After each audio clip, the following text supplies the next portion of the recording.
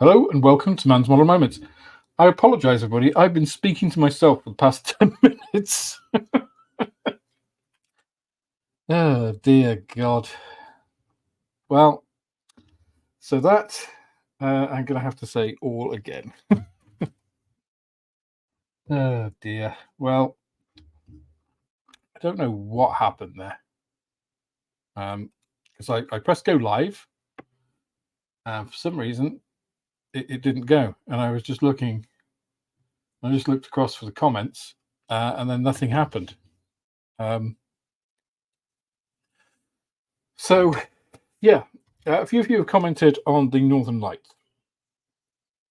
So I have this app here called Aurora Watch UK, and as you see, very high.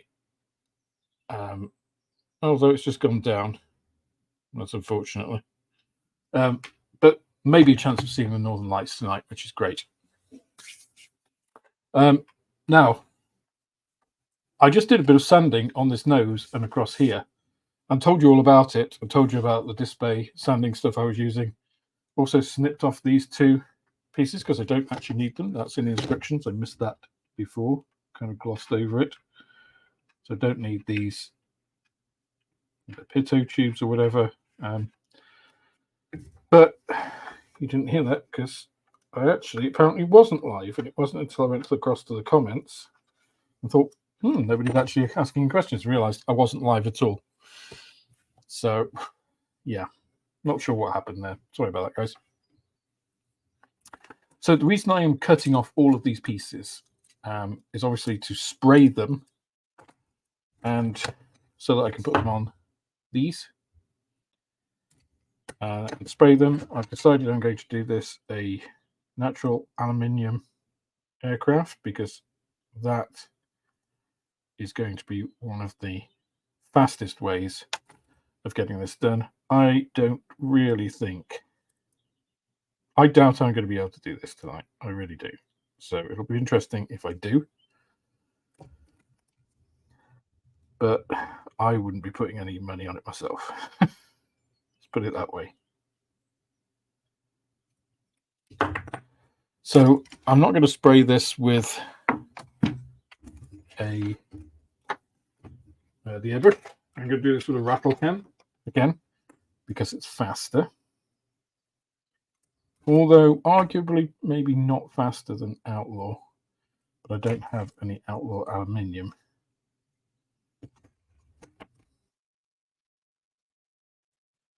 I might have some in stock at the shop, but I don't want to take it out for that.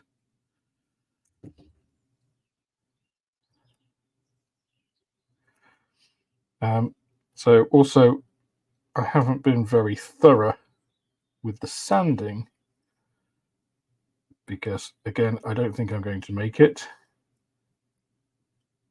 So I'm going to be revisiting this airframe no matter what. If I do make it, I'll revisit it. If I don't make it, I'll revisit it as well. So I'm kind of doing the bare minimum.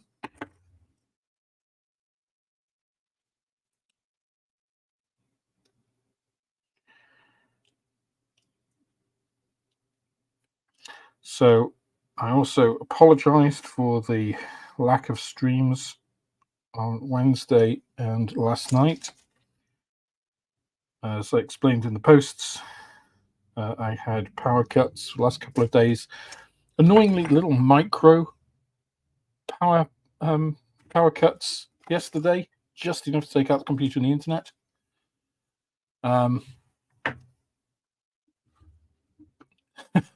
It's tech trying to tell me something.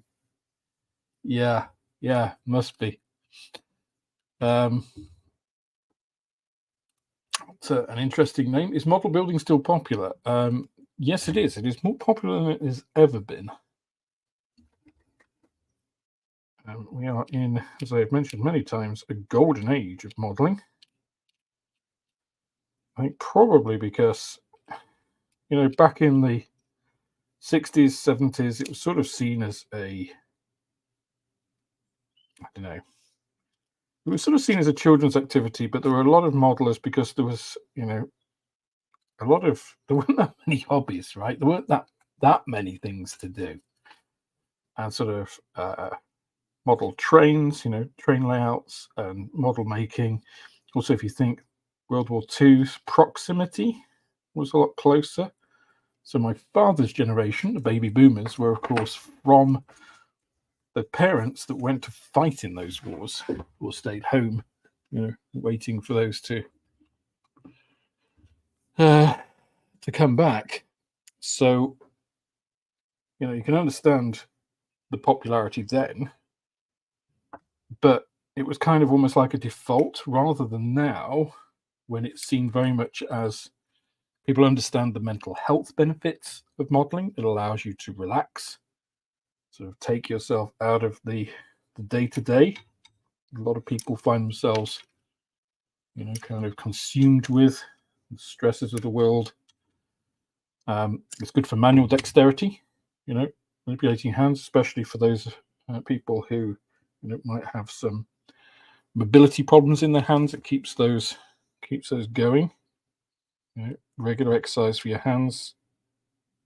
If you've got some osteoarthritic kind of issues, it helps to try and keep those joints moving. Although you might need something for pain, but you probably will need that anyway. And of course, as a sort of reaction against the kind of constant, amount of screens that people have to deal with, it's just something physical. So parents like their children doing it because it's something that they can actually do, rather than just sit in front of a screen, and absorb. And it gives you quite a sense of accomplishment, once you've done it.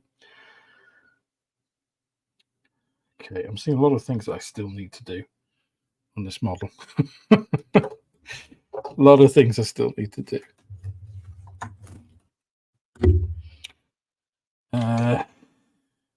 Right, kind of running all over the place here.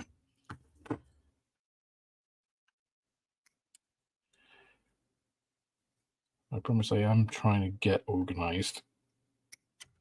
It may not look like that, but I am. But in my head, there is a method to this madness.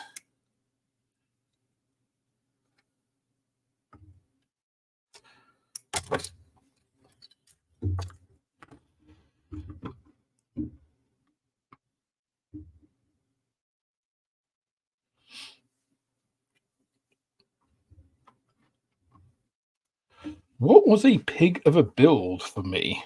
Well,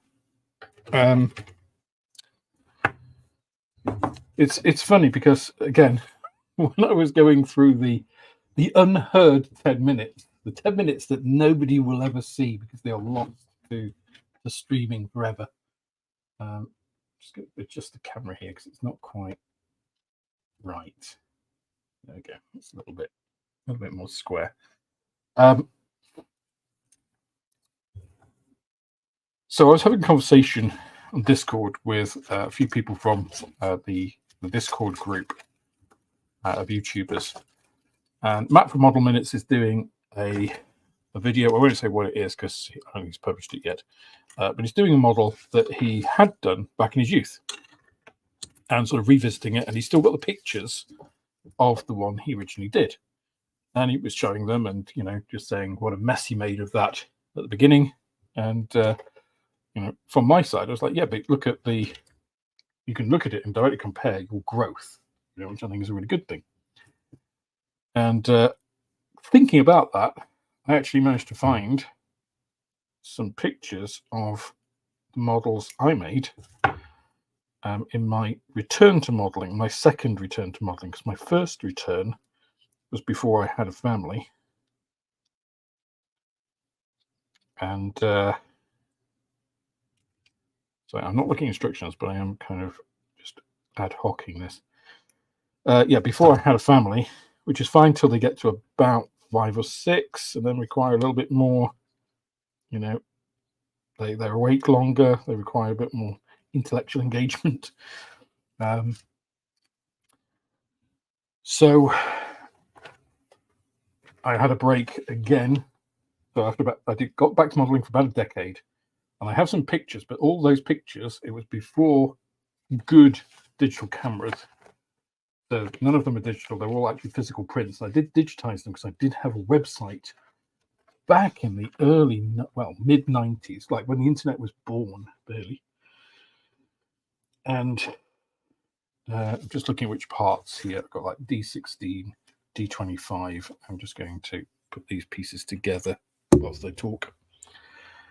And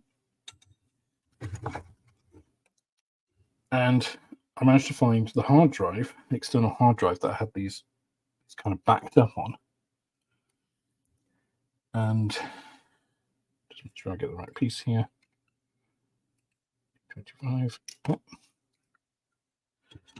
And then I was looking at some of my old builds and started to put together a video on it, because I think it would be a relatively interesting thing to show, you know, my earlier mistakes and how I came to where I am today, you know, the whole modeling journey thing.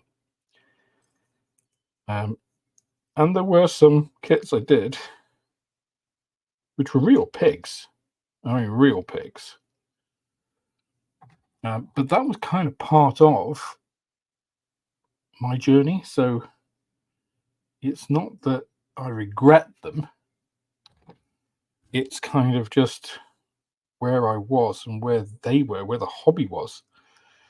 And the reason I don't do that kind of stuff that much anymore is because I've done that. I've kind of moved on. I probably should return to it to sort of show people and hopefully kind of inspire people a little bit that, you know, you can actually make some pretty good kits from pretty ropey stuff. The thing is, now you don't have to, you know. But I encourage everybody to try let's say a less well engineered kit once in a while, even if it's just once ever, just for the experience. So I'd say there's several kits that I've done which are bad, right? Some of them are still available. The Focke-Wulf TA152 that Revell do is a really old, really terrible kit. Now, I think I made a pretty good go of it for the time. And it taught me a lot. You know, I had to make, there's no cockpit tub in it at all. I had to make a cockpit tub. You know, there's no, which means you also need a seat, you also need a control panel, you know, you need everything. So I learned a lot doing that. It doesn't fit very well. So you learn about filling and sanding and all that sort of stuff. I tried a lot of different fillers back in the day, you know.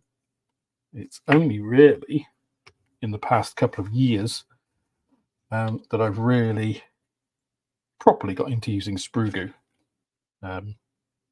in the way that I do now. So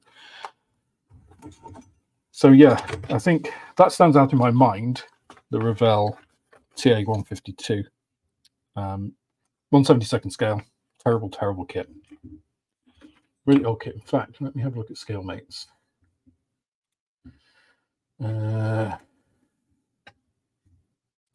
Let's show you guys this as well. New tab, share that. Now we're going to look at ScaleMates.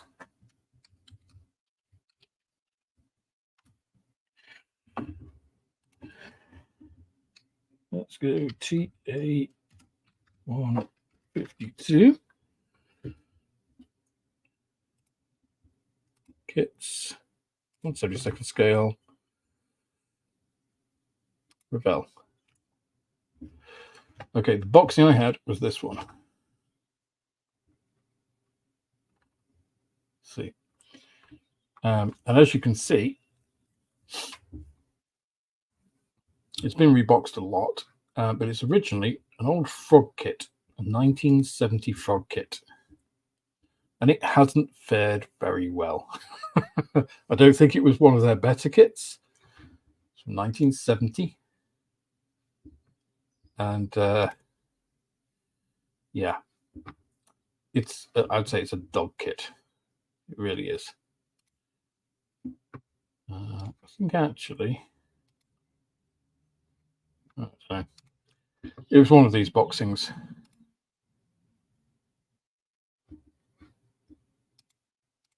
But it wasn't good.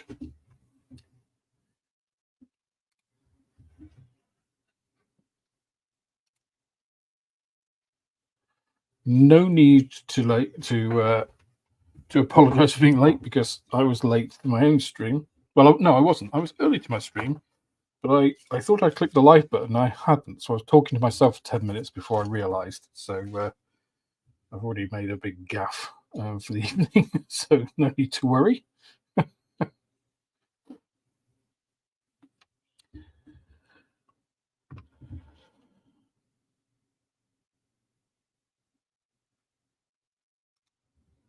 James Prendergast, welcome. Good to have you. That's a tremendous name, Prendergast. I like that. That's a good surname. Yeah, so it's not the internet was out. So I kept getting these micro breaks in the power. So it kept taking my internet down and the computer down. So and it would be up and then it'd be running again. You think, oh, it's dealt with. And then 10 minutes later, it would do exactly the same thing. And looking on the, there's a power outage site in the UK. You can have a look at, what the issues are. And it was an unplanned outage. And they said, basically said, it'll all be fixed by 11 o'clock. And it's like, that's not much good. And this was at like 6, it wasn't even, or 6:30 maybe. So it happened 4 times by the time I did the post on the channel last night. Whatever time I posted that. Because I just thought, well, I can't risk it. I can't risk not after already having an evening where I didn't get to stream at all because of those issues.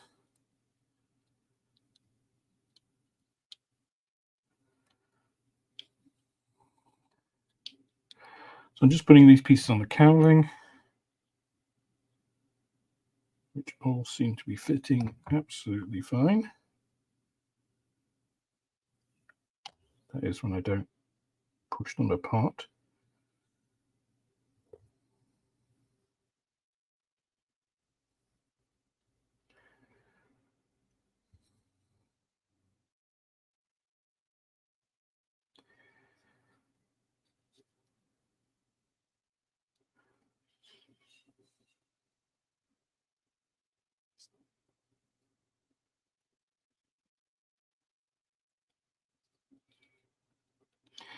I think one of the worst kits, though, just thinking about worst kits,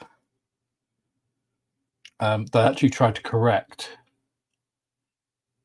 was I think it's called VMS Plastic Stab or something like that. It's an East German kit from the 1970s, 1973, I think, of a Sukhoi Su-7, the fitter A. And as a few kits back then, especially the old Eastern Bloc kits, they didn't worry too much about accuracy, especially in Eastern Bloc. I guess it's like, who are you going to complain to? But like in Russia today, it's like, yeah, you could complain, and even though you live in a ground floor flat, you'll be found, having fallen out of your flat window 3 stories to your death. After jumping into the path of a bunch of oncoming bullets somehow. So it's clearly meant to be a later model of the A fitter when they put on rough field landing gear, parachute, drone parachute for landing, this kind of thing. But a lot of it's too long.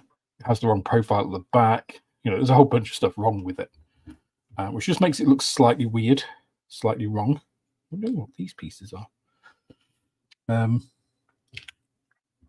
Oh, they go inside. Oh, I see. Oh, they're blanking plates for those. Well, that's nice. A lot of kits, you see, it's just the attention to detail here. A lot of kits, a lot of manufacturers wouldn't even bother doing that, you know, having that plate there. They'd just like mold a little insert.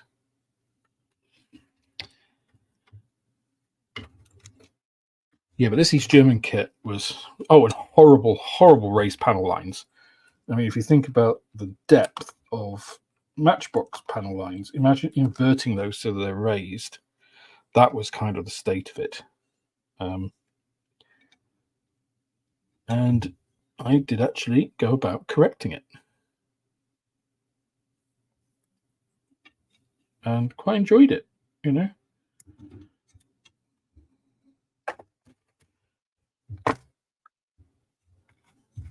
It's one of those things, you know, if you want to do it, that's part of the hobby. If you don't want to do it and you just want to put together a really well-engineered kit, that is also part of the hobby. And let nobody try and tell you otherwise. Nobody tell you that if you're always doing Tamiya and ICM and, you know, new Airfix kits, that means you're an assembler, not a modeler. That's bullshit.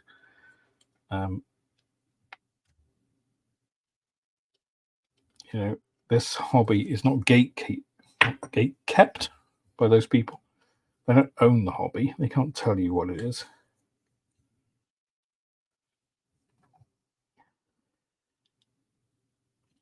The other thing I'm putting together, because always as a YouTuber, as a creator, as they may say, you're always doing multiple things at once. There's never one. Well, the way I operate, there's never one thing I'm doing, because sometimes, you know, the unexpected happens, like with the power the past few days, which means that you can't finish, you know, a video that you planned in the time that you wanted to, for instance. So I'm always doing several things to go with different themes, different things I've thought of. And one is about acrylic paints, because I saw yet another post about acrylic paints, Tamiya acrylics not being proper acrylics, and it just drives me crazy because it's just such bad information. So I thought, you know what, I'll do a proper video on what acrylic paints actually are, what constitutes an acrylic paint, what makes acrylic. And yeah, so I'm doing that.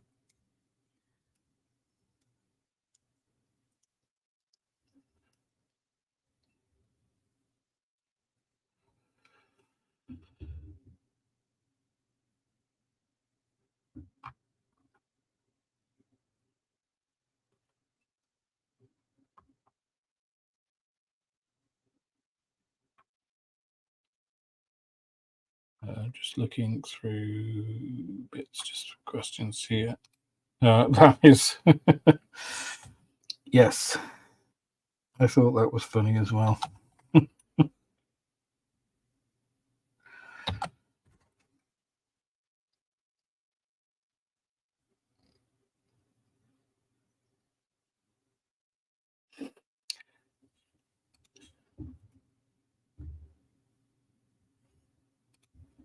I guess the cat to be Tamiya for sanity. You know, that's not a particularly bad way of looking at things. I actually, it's not that I haven't done a Tamiya kit. I haven't done a Tamiya kit for the channel. I don't think I've done one at all, actually, for the channel. I've got a bunch. I've got a couple, actually, which I am... well, one is finished, and the other one is not. I mentioned this on Airfix and Chill a long time ago. maybe summer last year, actually. A couple of Doras, a couple of Football 190s, Tamiya and the Dragon one. Because the thing is, with a Tamiya kit, it's just like, if I'm going to do a video on it, what value am I going to be adding? You know, I'm thinking about it in the same way that I try to think about, you know, how model companies work and, you know, the other commentary that I'm talking about and the way I analyze things. I try to be self-analytical and do the same thing to my videos. You know, otherwise, what's the point in me doing it? You know, yet another Tamiya whatever XXX video. It's like the Liberator from Airfix. Everybody and his dog has done unboxing videos and that, so there's no point me doing that. I'm not going to add any value to that. You know, I didn't get my kit or kits for the shop until well after a lot of those have gone out, so it makes it pointless, right? Unless you guys specifically want me to look at a kit in that way. You know, if I'm not going to be up there in some of the first, I don't have to be the first. It's not a thing for me. But if I'm not amongst, you know, if I'm not bringing value because it's an early one, or there's something I have specifically to say about it, then there's no point me doing that, right?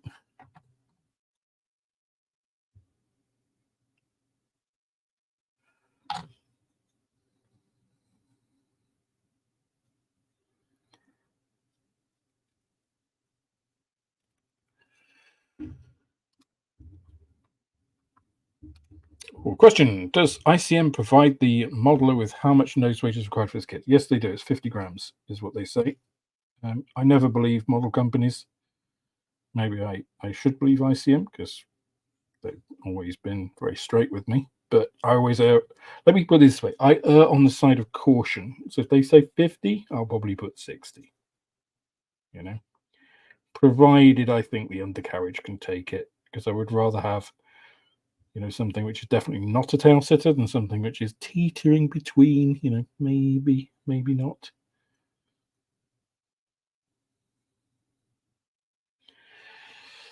Okay.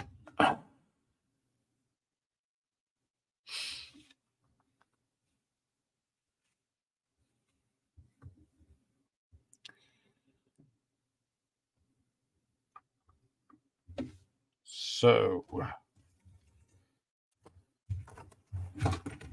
I've realized I've left some of the pieces that I need downstairs. So bear with me a second because I just need to get those and I'll be right back.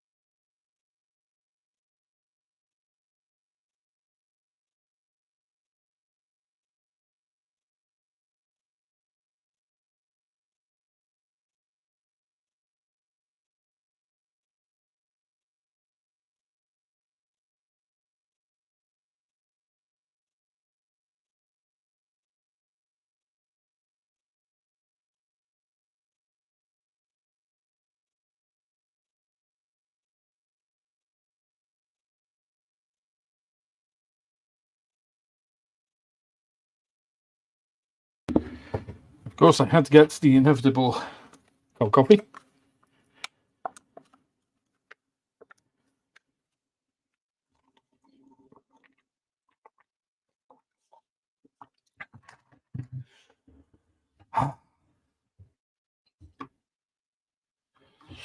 Right. Gin. Good God, no, I'd be asleep by 12 o'clock. So the pod timing is just so I can show all of these in for spraying.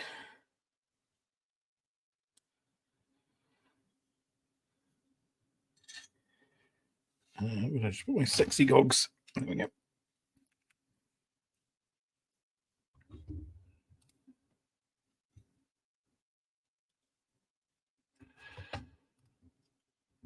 Yeah, I mean, the problem is with, especially with 1/72 scale kits like the Liberator, as you increase the detail, and I say this specifically about modern kits, right? As you increase the detail, you decrease the amount of places that there is, well, there are, for weights to go, right? So unless you get creative, it can be an issue. I mean, this kit is pretty good actually, because basically you've got, this is where the radio operator station is. And ICM have left this completely open. So, I mean, you wouldn't even have to use that denser weight actually to get your weight in here. You've also got, the engines themselves, which, okay, they don't weigh as much as actual engines, but you've got, some solid plastic there rather than just a blanking piece. So that is bringing some weight, some natural weight. Obviously, the engines themselves in a real aircraft are very heavy, and are providing a lot of the natural weight, if you like.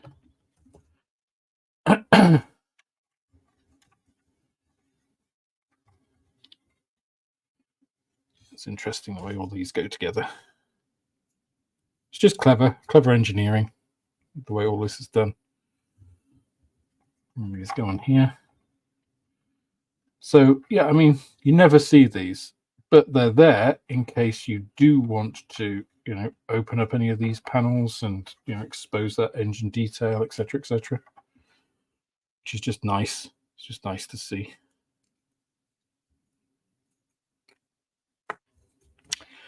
Yeah, that is one thing Tamiya do really well, is they do it for the HE219, is they have the cockpit tub actually sits as an insert on top of this big metal block that provides all the weight, because that is very narrow, there's nowhere to put those weight there. So they've actually included it in the kit, which I think is phenomenal when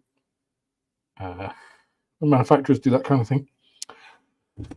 Okay, I want to try and do as little post cleanup on these parts as possible. So, in terms of spraying them. So I'm cutting off these gates so that the only part that they are actually going to be, trimmed from is this, which is actually the oleo strut. So it's chrome anyway. So that's fine.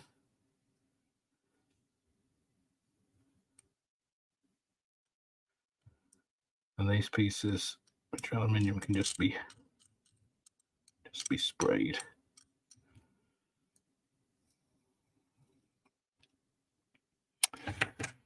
All right, I'm getting myself in a bit of a muddle here with this. Less haste, more speed, Alex. An hour gone.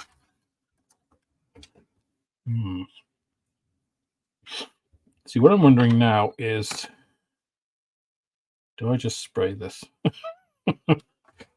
But I've still got bits to put on there, so can't really do that.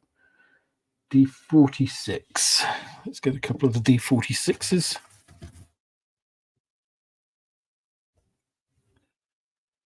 D46. Oh, I've also got all of the machine guns, side machine guns.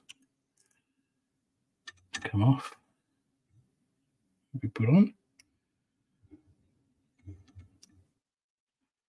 They're not going to be so much of a problem.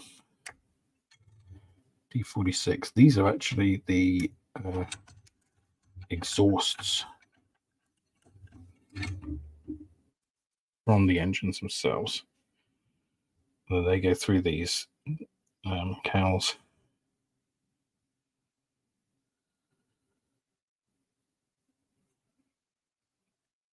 Okay.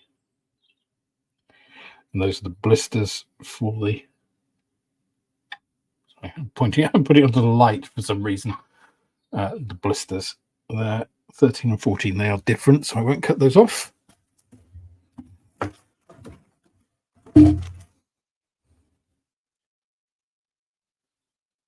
This is one of those things, a bit like packing, if you ever done any house packing,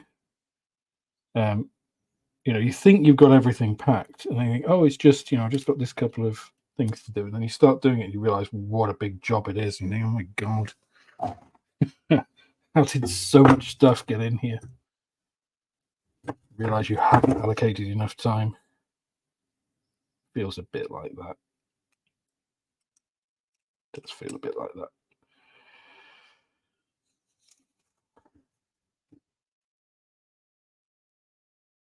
So this is about as non-ideal a modeling space at the moment as you can get, right? Because I'm constrained by, I haven't moved anything between streaming sessions, because I don't want anybody to think I'm cheating, and I don't want to lose anything either. If I move it, inevitably I won't move something back, forget where I put it, not have it in time, that kind of thing.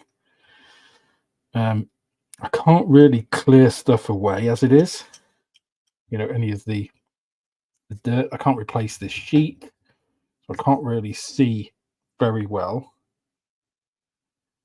So, plus I've got to keep everything constrained in terms of size for the stream. So about as non-ideal as you can get.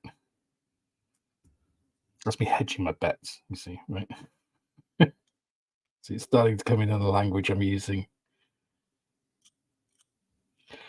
I should also ideally allow myself about an hour extra, because I did a lot of intro on a lot of the streams. A lot of it wasn't modeling time. I could go on. I'm not going to do that. I'm not going to do that. Right.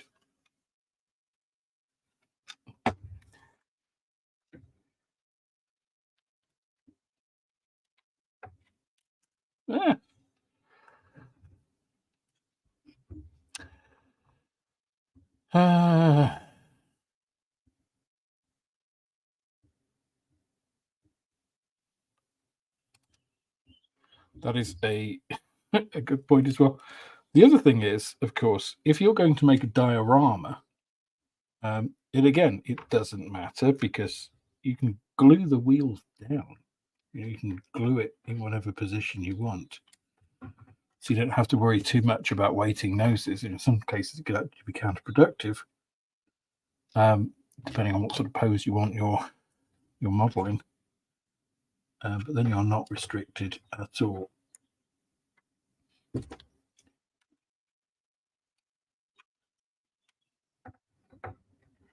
Or even if you're just going to put it on a display base, right? You can glue it down.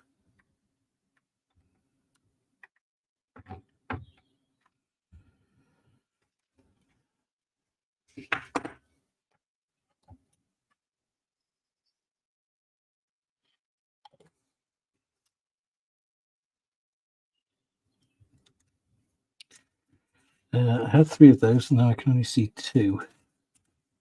What have I just done with the other one? Oh, there.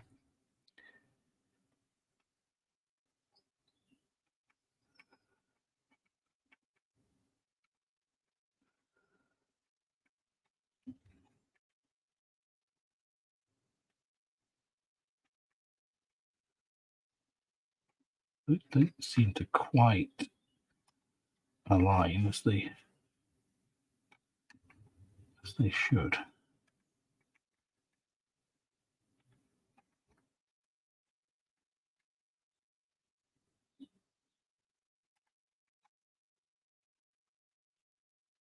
Huh. They are slightly angled.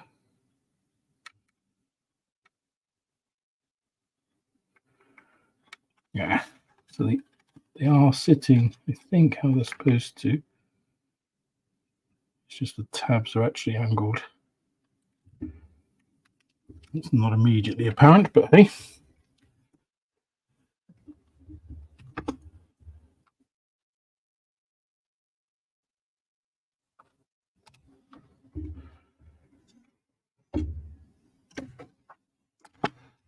That is not a sad thing to do, Steve. That is actually a very sensible thing to do, and you are definitely not alone.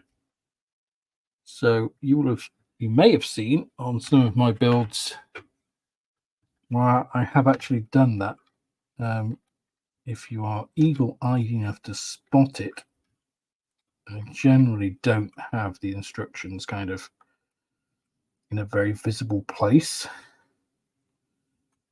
But there are times when I, haven't been vigilant with my editing, and some of that will sneak through. You will see it, and absolutely I do that.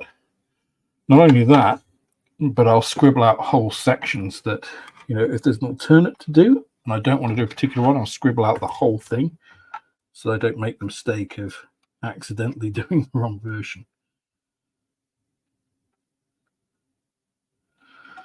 The other thing is, when it comes to putting decals on, I will use,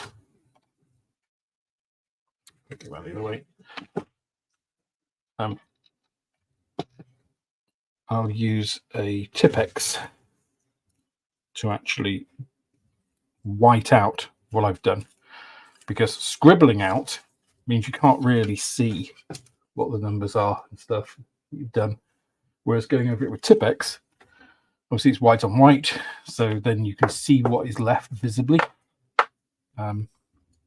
So yeah, definitely not a silly thing to do.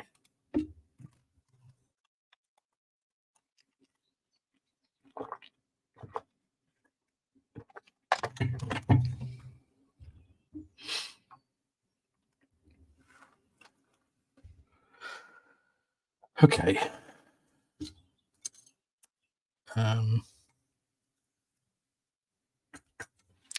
So the pieces that go over these exhausts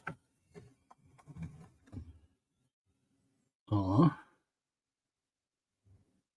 D36 on the starboard side, no, port side, which looks like the starboard side.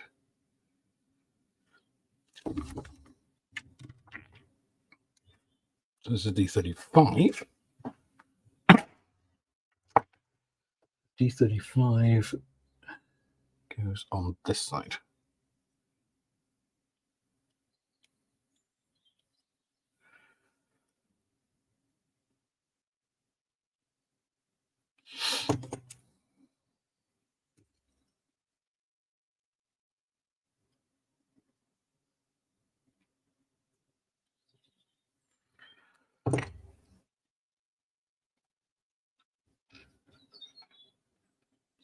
Well, that's a very positive fit. That's really good. I like that a lot.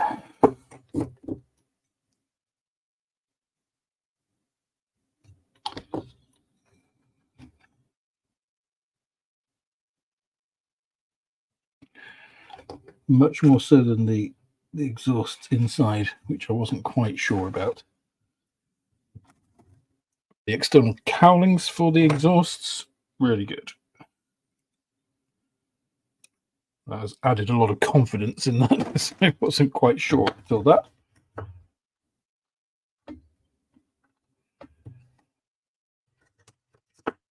That KI61, if that's the 1/48 scale, Pavel is really nice kit. Sully did it. He bought it from my shop, in fact. Made a really good job.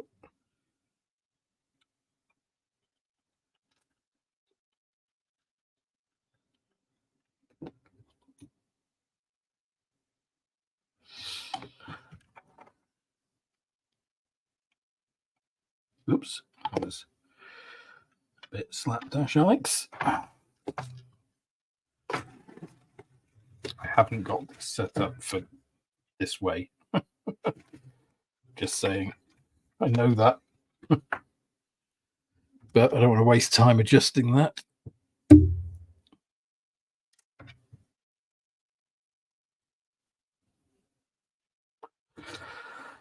Okay.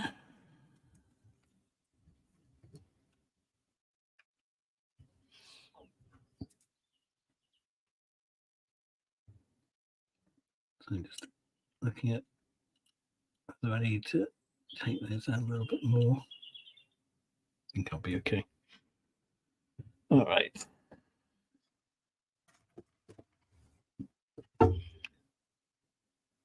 $35, $36, $35 is this one.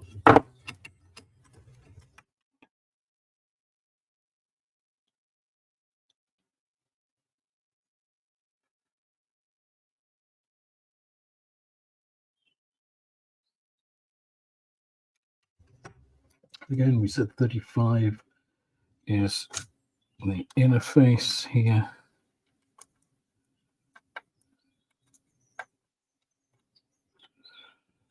Again, really nice fit on these.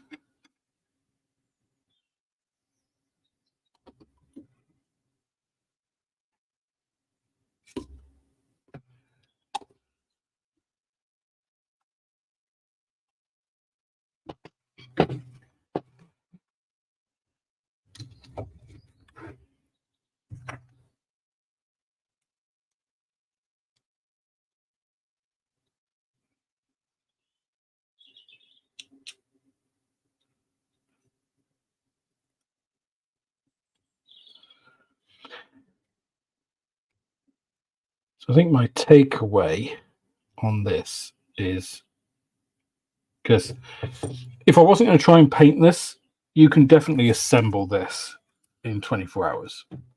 Right? If I was just to focus now on just putting this together, I've got another 3 hours, not an issue. You know, if I hadn't spent the time doing the current painting, very possible to make this kit in that time. Should you make this kit in that time? Absolutely not. This kit deserves more time. Absolutely does. And I would definitely like to build it again, giving it a little bit more TLC than I have done during this build. Not that I've been careless, it's just that the amount of time that you actually have to do anything here. I'm just going to use some Tamiya to actually get the majority of the paint off this space here.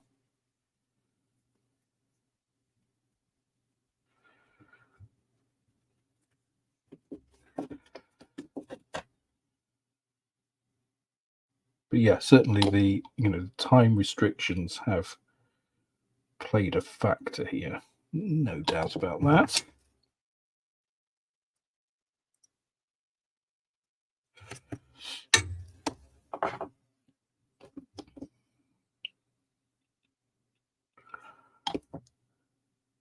But because of the fit, because of the engineering, then yeah, you could build this kit in 24 hours. Sure. Right. So all of these pieces that are ready here. But the reason I got this big piece of polystyrene is basically so I can just jam them in, so that once I spray them, I won't spray them on this. I'll spray them with the rattle can, and I'll stick them in here to dry so they don't touch anything. But I'll also just use it to keep all of these pieces out of the way. Whilst I'm just sorting all of this out. Okay.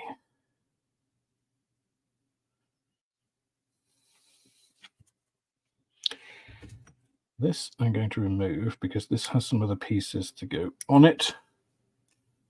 And that means I can also just put this on a clip, stick it in there. In fact, I think I'm going to spray a bunch of these pieces like this stuff. Let's get rid of the wheels, the tires, I should say. I'm going to spray a bunch of this stuff now. And then it can be drying out of the way. Because then I can use the clips again when I come to other pieces. Let's get rid of those tires again. These fit together really well, by the way. Tires, they're nice.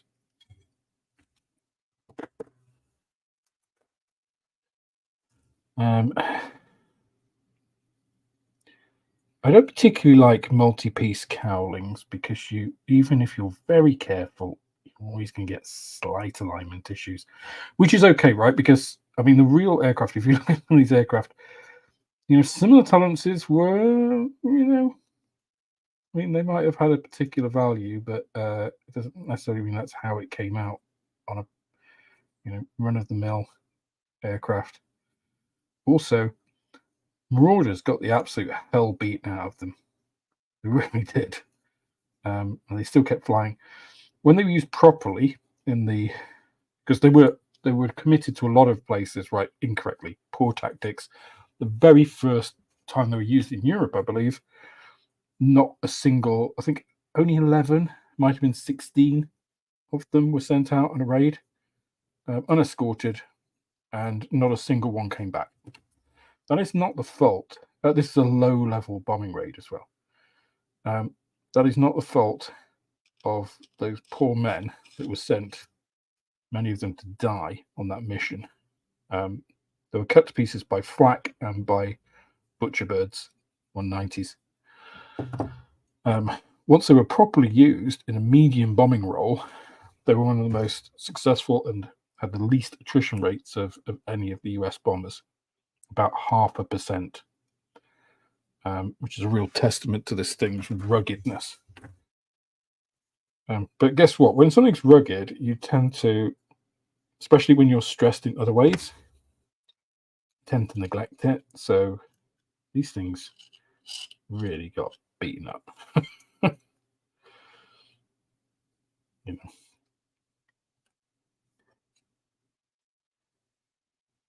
It's a bit like a Land Rover, an old Series 1 or 2 Land Rover, or Range Rover. It's the beaten up old crappy things. It's because the reason they're beaten up and old crappy is because they don't need treating like a supermodel to work. They just work, and so they get put through everything. Doesn't make them bad. Quite the opposite.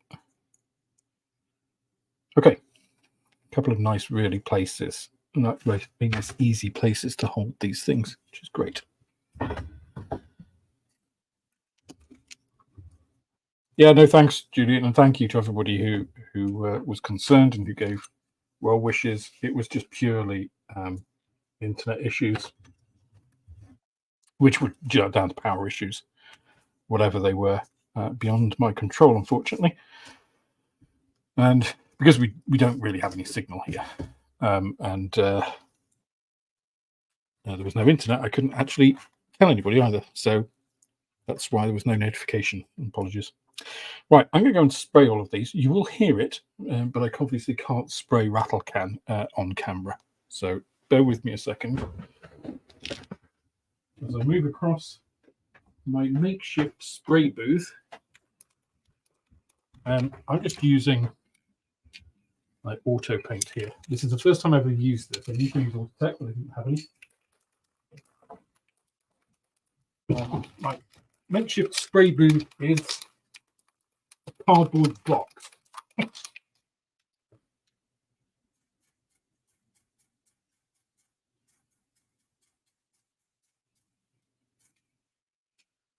Right. You might have heard some spraying. There we have 2 aluminium cowlings. Get a little bit more.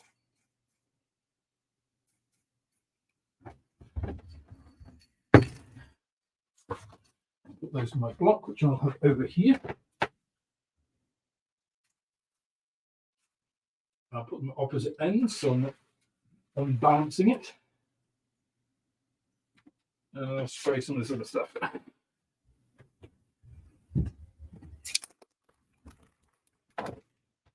I did give this a good shake earlier in the day. I can really shake it more now, but it's not the most interesting thing for you guys.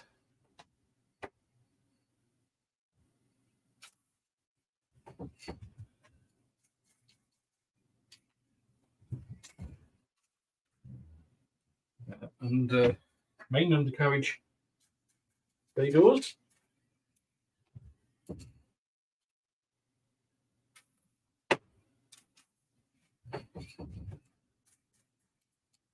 Front undercarriage bay door. Bomb bay door.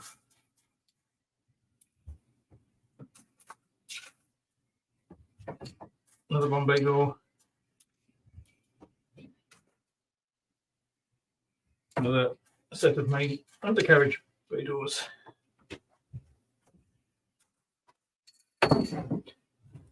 Right. Hopefully it doesn't get too full of solvents in here.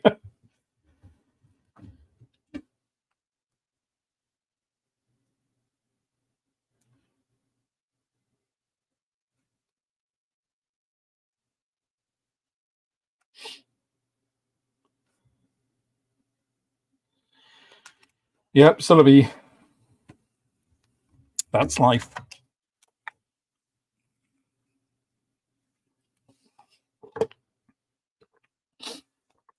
Ah, dear. Right. Okay. Now, let's have a little look at what else we need.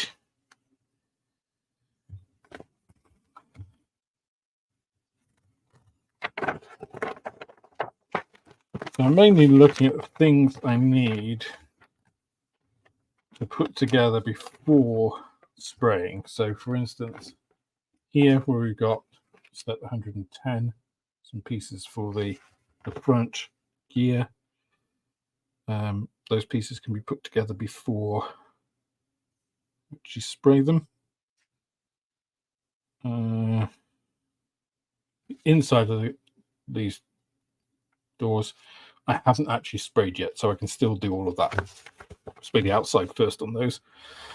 All of this. So these, that's what those weird little bits are. I've been wondering what these pieces are for.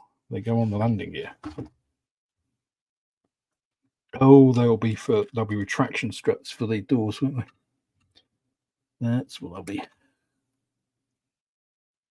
There's one.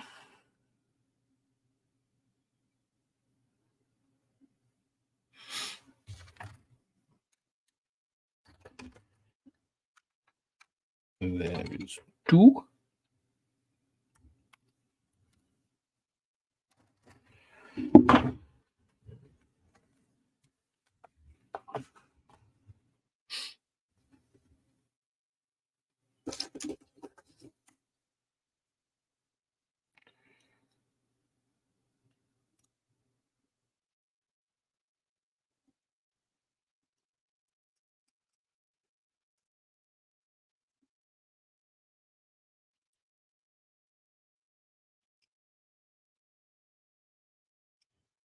Just trimming those pieces.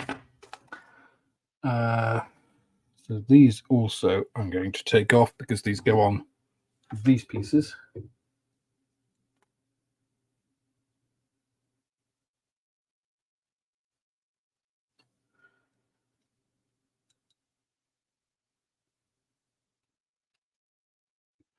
There was also that was piece 19. 19 goes on F16, so I just got to be careful that I get these the right way around. Then F16, this one. Okay. Good. That way round. Excellent. I like a piece that fits positively. Yeah, there was a B-26 that was actually modified to have a bicycle landing gear arrangement, which was really weird. So these really anemic landing gear pieces on the side, and then two big fat wheels in the fuselage. You know, one in the front, one in the back. Looked really odd. Really, really strange. Not quite sure where they were going with that one. The piece is that way. Oh yeah. Okay, so that's the oleo strut, not this piece. Interesting.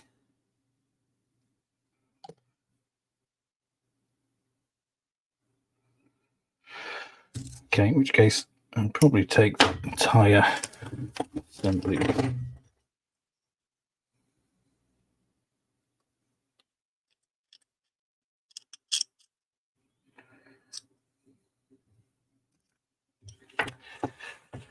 I'm going to move this out of the way because I don't think it's really showing you anything.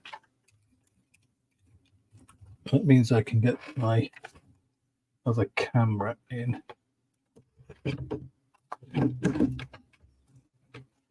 Get that in.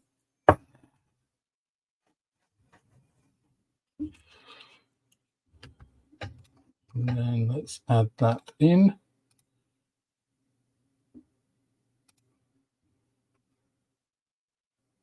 Add that in. There we go. Yay. Okay. So now you can see what I've done on this piece a little bit better. So we have this, which goes on the oleo strip, which is actually pretty short. I guess it is because the gear, of course, is down. It's got the weight of the aircraft on it. And then these, which I presume are part of the gear door retraction mechanism. Let's do that for the other. Or if I just put that sprue. See what I mean about moving things?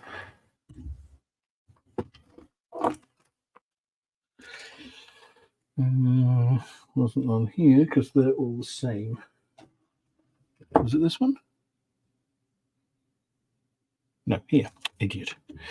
Okay. There we go.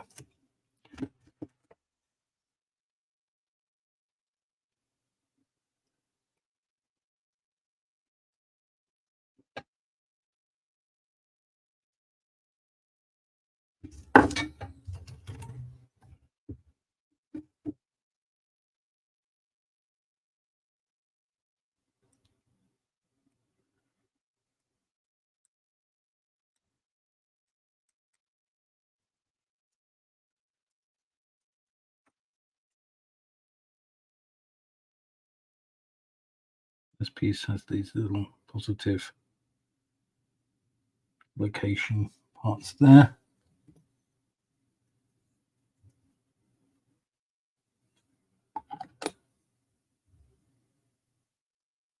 Really nice positive fit on that. And here, this goes in like so. Again, really nice positive fit. Doesn't need any adjusting. All good. Cut this off. I'll actually hold it by this end.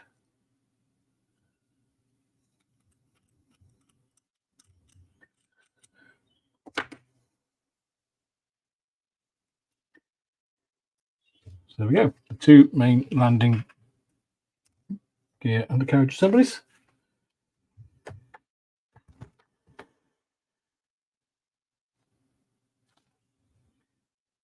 The front one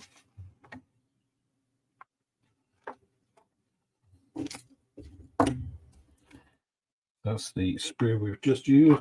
We throw away.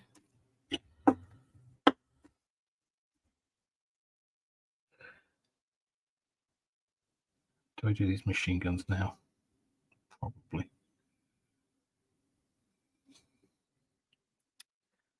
Yeah.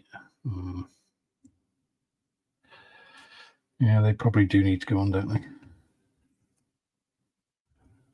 That's the old pitot tube that can. That's my. Let's do the front gear first.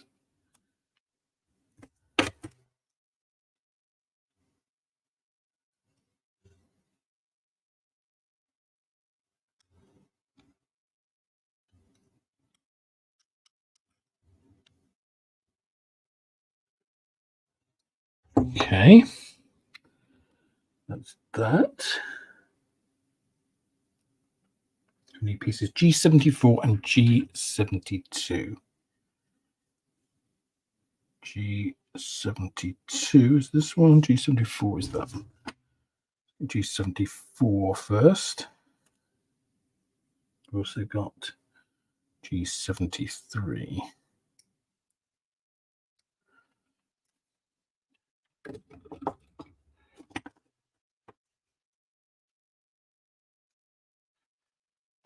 It is a diamond diamond tread pattern on the exhaust tires.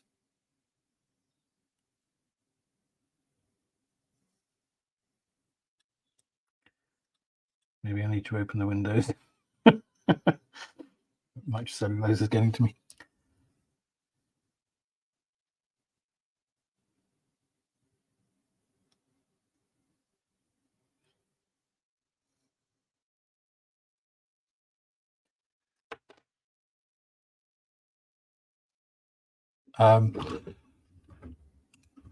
So Nigel, I'm not sure. I'm not sure what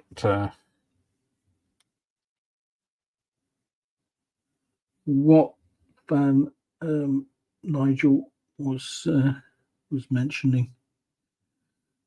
I think it might have been the. Well, that was the compressor, wasn't it? I honestly can't remember.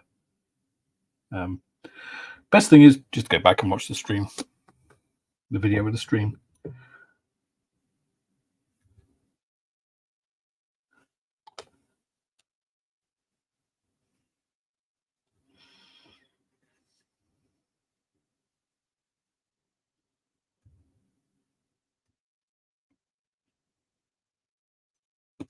I think he might have even put a link to it in the chat comments. Not sure though. Not 100% on that. It's really weird that this has like a twin oleo linkage.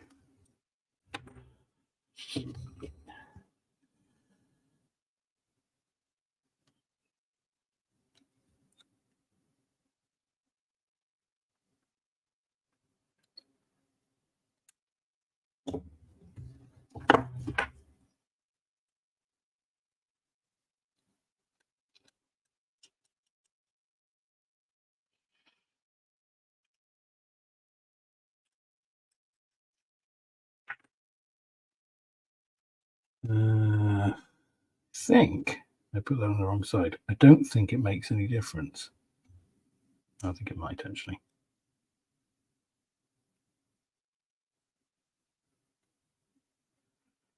We don't want any pedants pointing out that I've done something wrong. That's not true, actually. I don't care.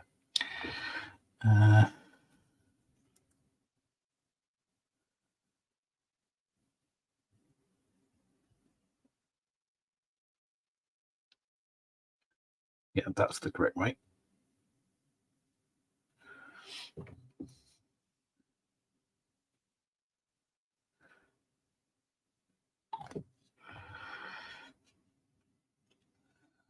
There we go. That double oleo scissor arrangement.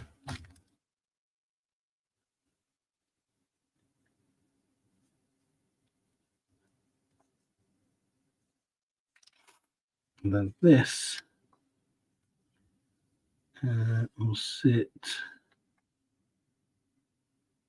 How does this sit?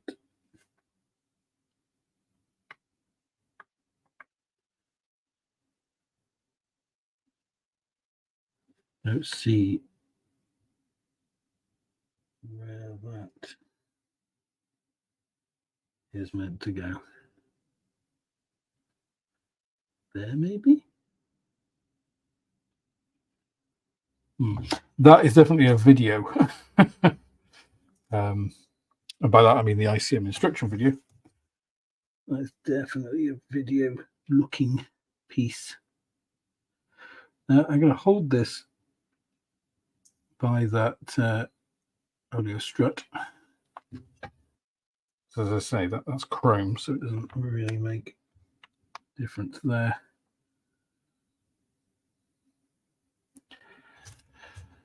This I'm going to hold where it attaches in, because that'll protect it somewhat against paint. That's those pieces.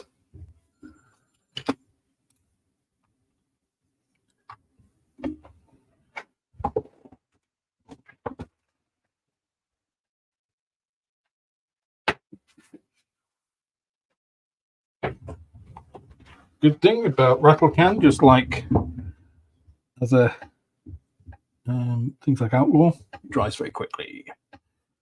So then we have our aluminium.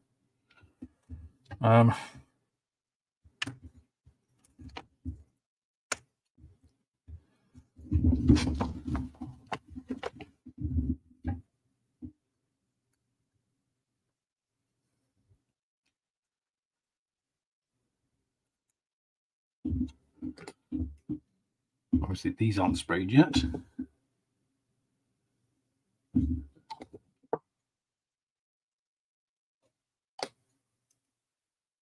You'll get to all of those pieces. There's one engine. The engines aren't handed at all. Another thing I was looking at today was some stuff on the Westland Whirlwind, the fighter, not the helicopter, which also did not have handed engines. The two prototypes that were demonstrated to the Air Ministry, actually, one did have handed engines, the Peregrines. Rolls-Royce actually built handed engines. Bizarrely, they actually created a complete mirror image of the engine, rather than the very simple solution that others and later developments had, which was you just introduce an extra gear in the reduction housing, which changes the rotation of the propeller.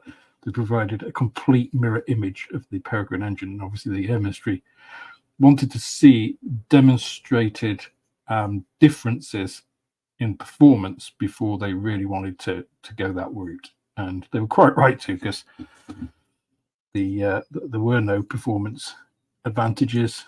They thought it would reduce, the torque swing on takeoff. It didn't really, or at least the torque swing on takeoff from having them both handed the same way could easily be overcome with offset rudder. And so they're just like, no, just make them normally.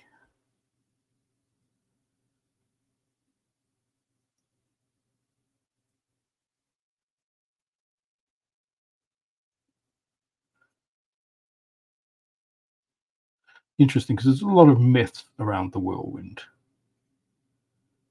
and its development. Really interesting things about its developer as well.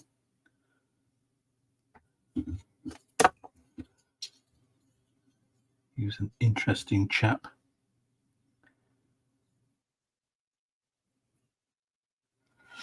I think is probably the correct wording. Right, now I've done that, I can, of course, get these pieces on there, little pieces. Okay, so I've got those 4 things to spray.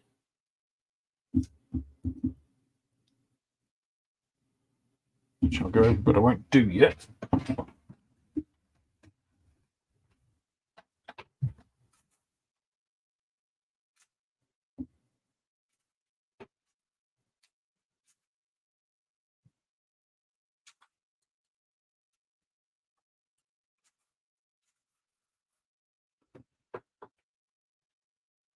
Here's the other, all the other pieces. And they're natural aluminium.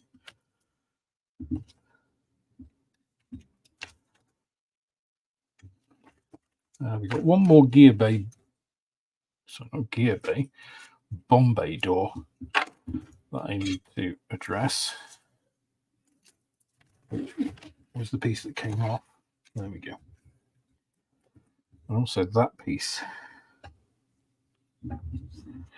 So I'm probably going to spray this separately and not actually attach it to the aircraft just yet, because I haven't put all of the nose weight in.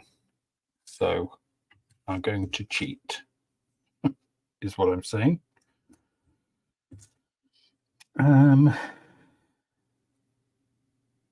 Yeah, I can't really think of a way not to do that, unfortunately, with both of these. So I'll have to be a double spray for those.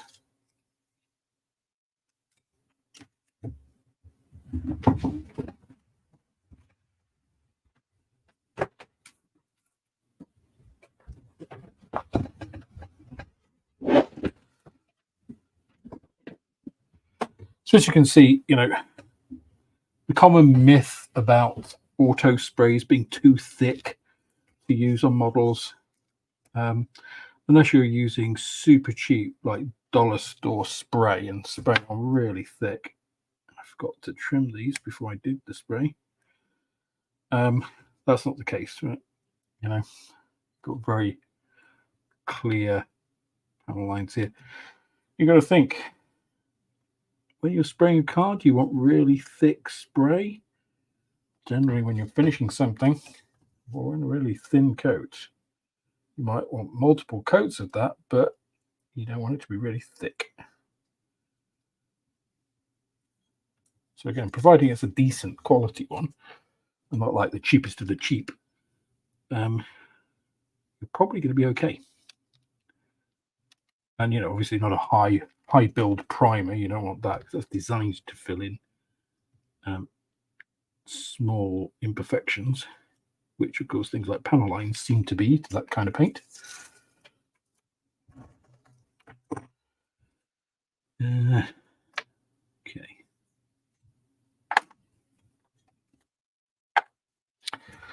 Right, let's get on with some of this. We have G63, which is this piece.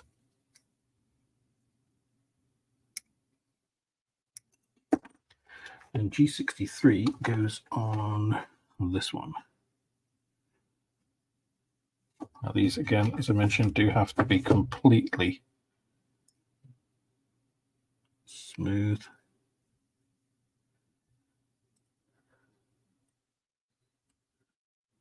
Because the fit of these is such that if you don't have them smooth, they won't fit. It's just as simple as that.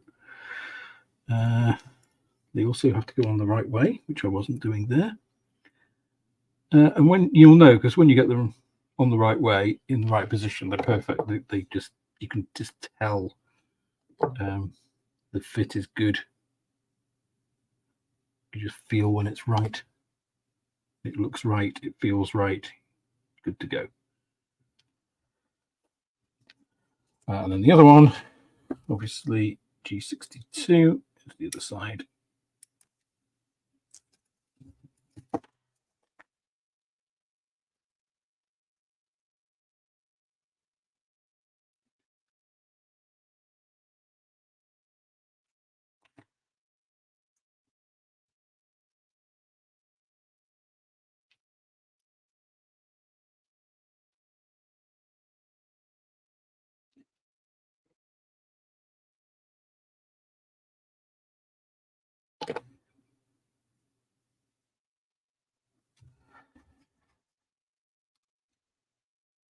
So these engines are great. That is down to the engines. It's down to the kit. All I've done is put them together and sprayed them. I haven't done any weathering on them, put any additional pieces on them. You know, so you could make them look absolutely fantastic. That is just how they come in the kit. You know, really, really nice.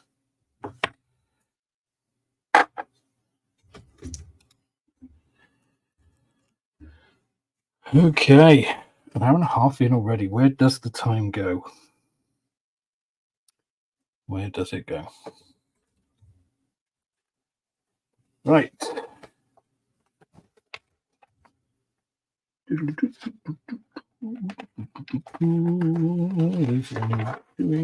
what we're doing. Let's do some wheels. Some wheels together.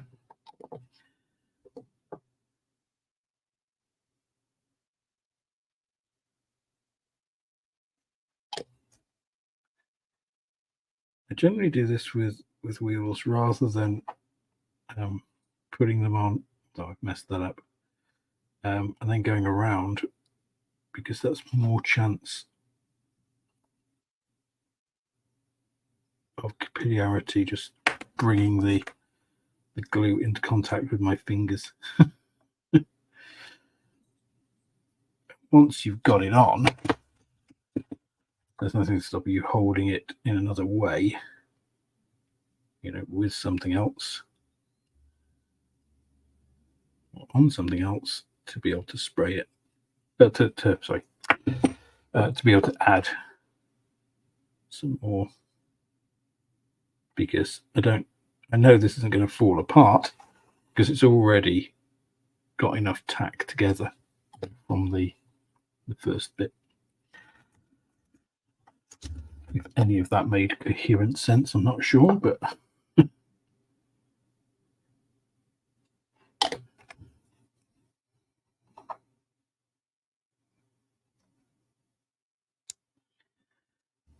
attachment pins are commendably thin, though.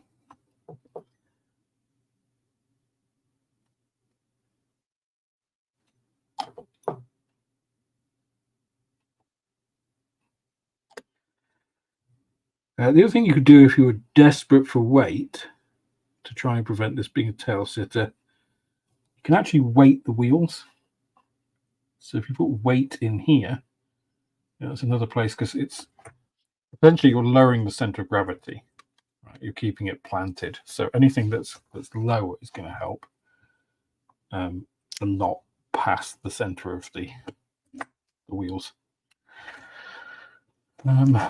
Right, let's do front.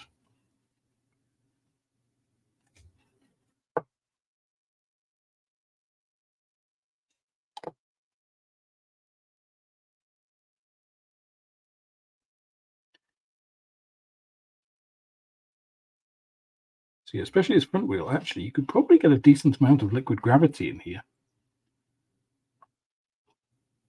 You know, and that's really the lowest, most forward point of the aircraft you could get. So again, that's going to help if you were to do that.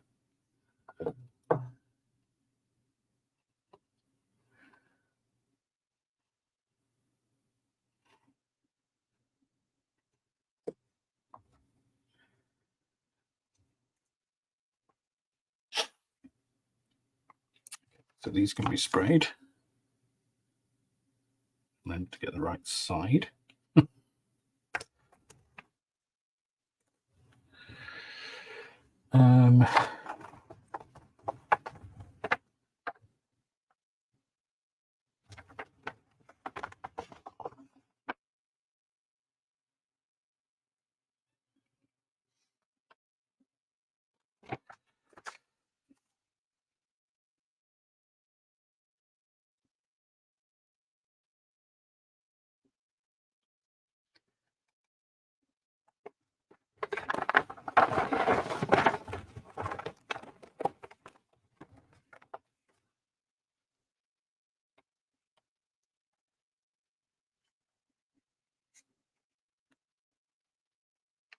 Okay. Let's put the hubs on the props as well.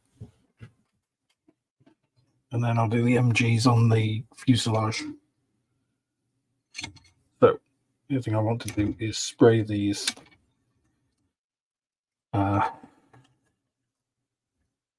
wheel hubs.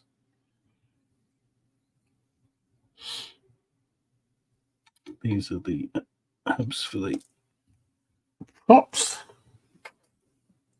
So one of the interesting things I learned about the Whirlwind today, a lot of people say, it was the Peregrines the Peregrine engines that held it back. Certainly Peters, who designed the aircraft, thought that.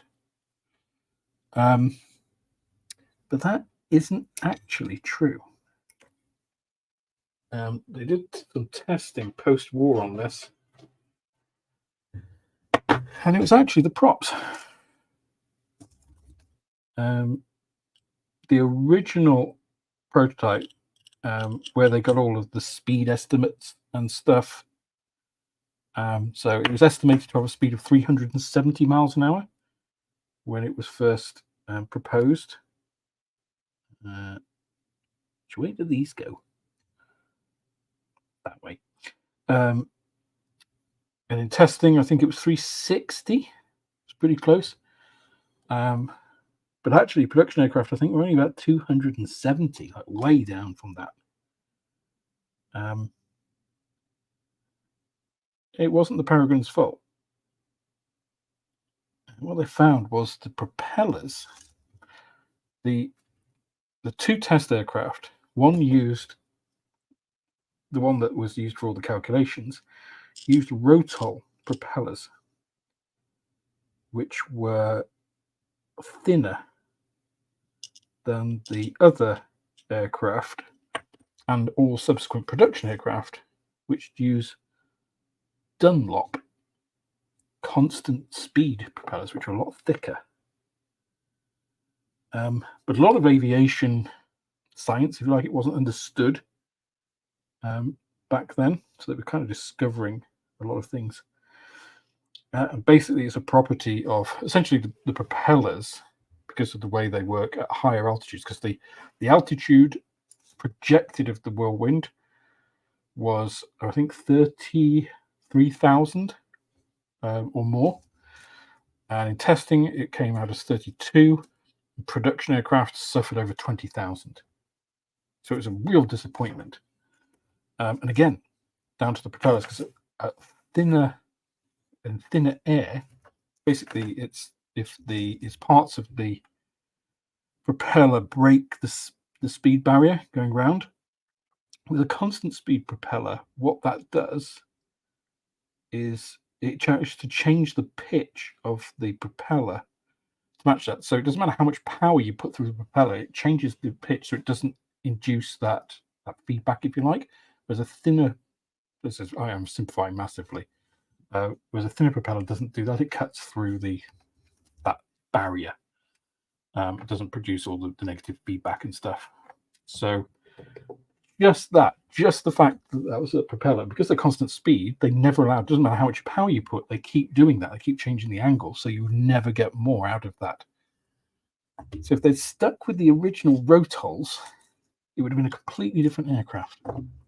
I think it's fascinating, these tiny little things which influence history. A lot of people think, oh, well, if it had Merlins, it's like, it was such a tight design, it would never have taken Merlins. I mean, essentially, they did design a Merlin engine one, which was the Welkin, which, had its own issues, and was cancelled after about 77 aircraft, I think. So these go in here, but I think I have made these. I think I've made them exactly the right size, which is a little bit too small. Let's face it.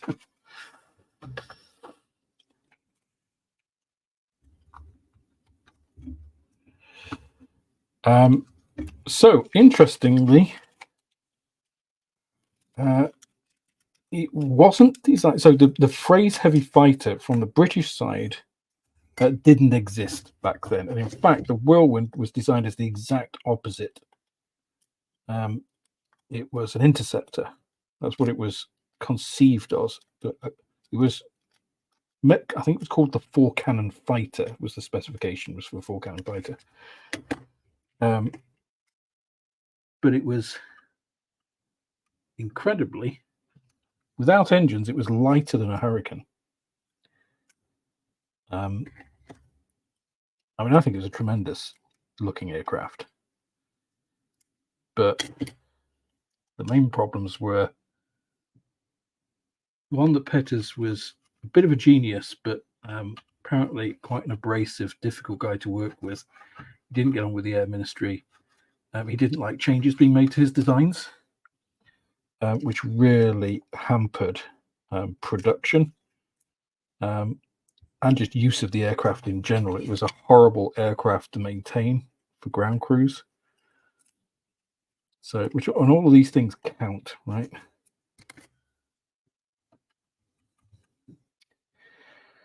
Yeah. So yeah, it was designed as a very lightweight 4-cannon fighter interceptor, basically. To perform at all altitudes.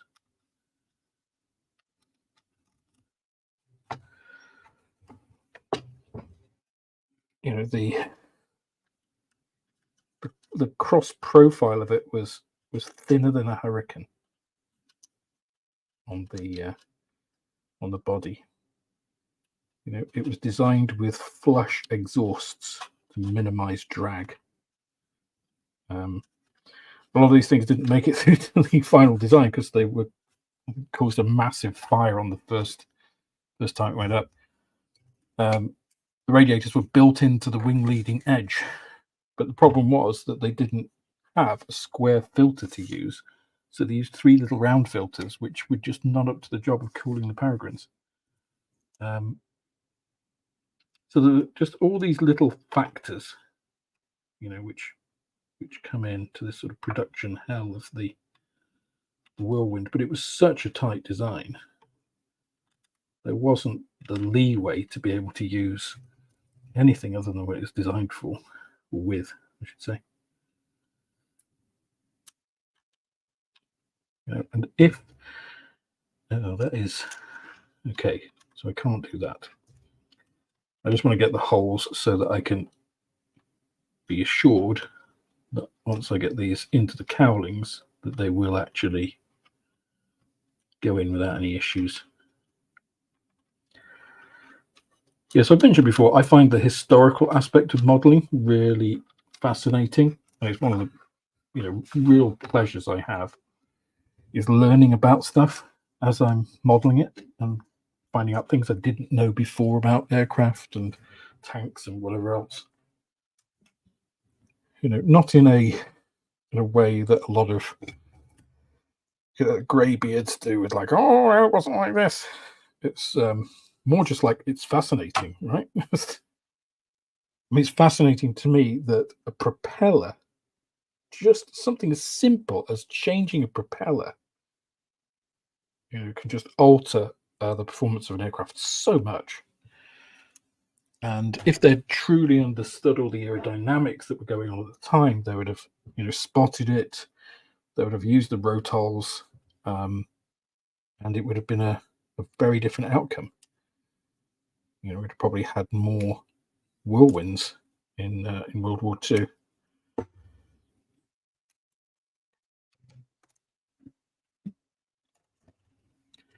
If they'd managed to get the square coolers, again, that would have been a very different outcome, right? So I'm going to take both 13s off the sprue so I know what I'm dealing with.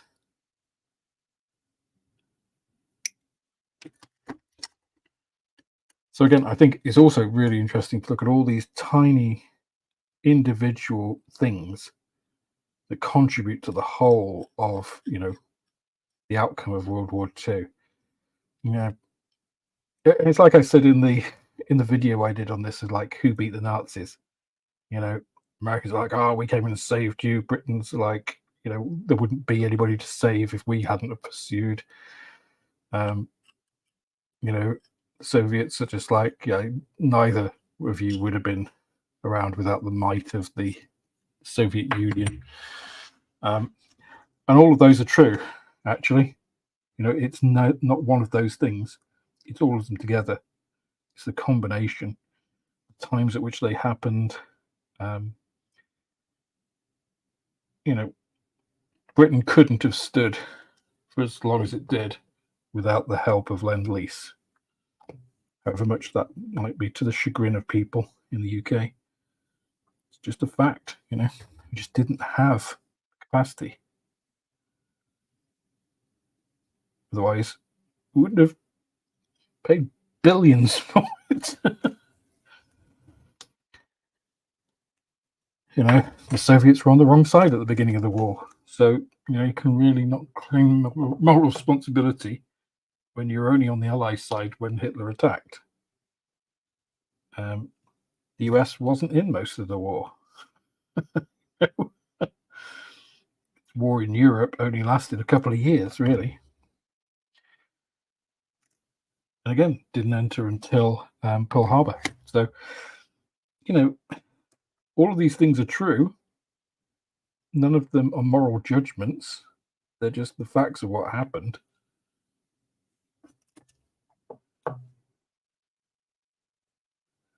And all of that, you know, if Hitler had made very different decisions both before and during the war, again, it could have been a completely different outcome.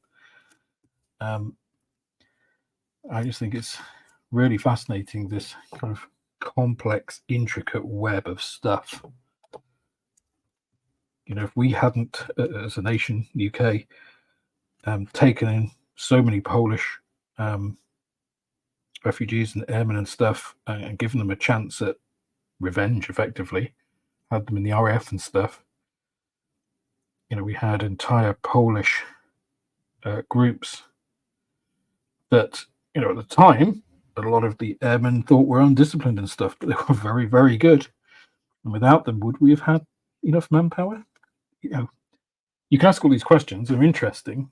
You can't ever know the true answer, of course, but the fact is that we all worked together and did that. And that's on a macro level, right? Then if you get into the micro level of things like, you know, how this propeller, a choice of a propeller, affected the development of this one particular aircraft. You know, what if we had never allowed Packard to produce the Merlin, and the Mustangers, you know, had to struggle on with the awful Allison engine it had? It wasn't a very good aircraft with the Allison, you know. We wouldn't have had the Mustang. What would that have meant?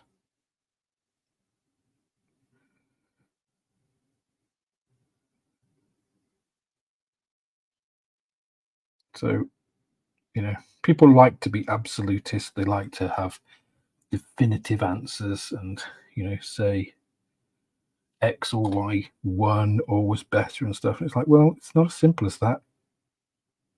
The world isn't black and white. It's not. It's much more nuanced and subtle.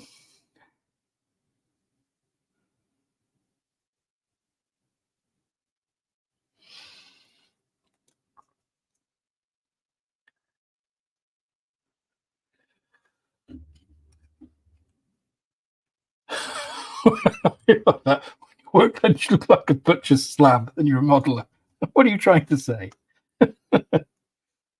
So, yeah, as I've said on other streams, I think it may have been just the one, with just the Tuesday one, actually. This is not my normal modeling bench, right? This is my streaming setup, which is why you don't see me do much, you know, on models when I'm streaming, typically, because it's not really set up for that.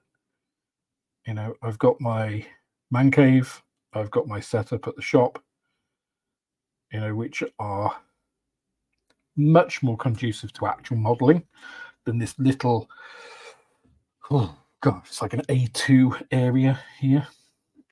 And I would love to have, you know, the man cave set up for streaming, but I just don't have the funds to be able to get the PC that I need to be able to do that right now. So, you know, maybe in the future which would be great, but it's not where I am right now.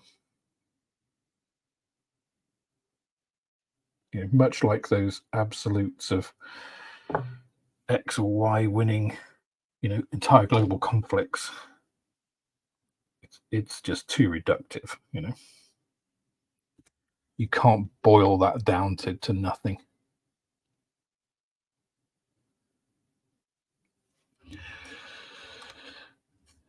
Yeah, I mean, old Prime Minister had not gone the route of appeasement, would World War II have happened if we'd just like stood up at that point? Or would the outcome have been worse? You know, there's no way of knowing.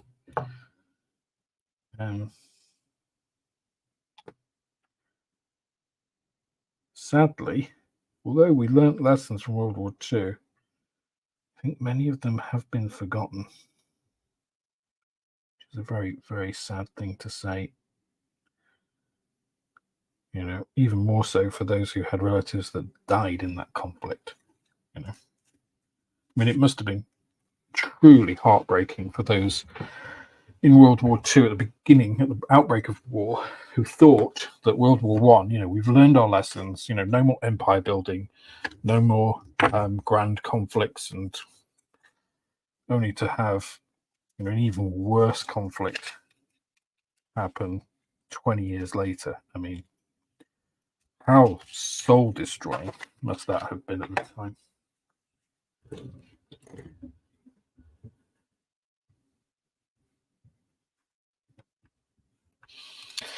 Yep, absolutely. Yeah, I mean, people often present things as they want it to be presented, right? They omit pertinent facts. It's true in politics. It was true back then. It's true today.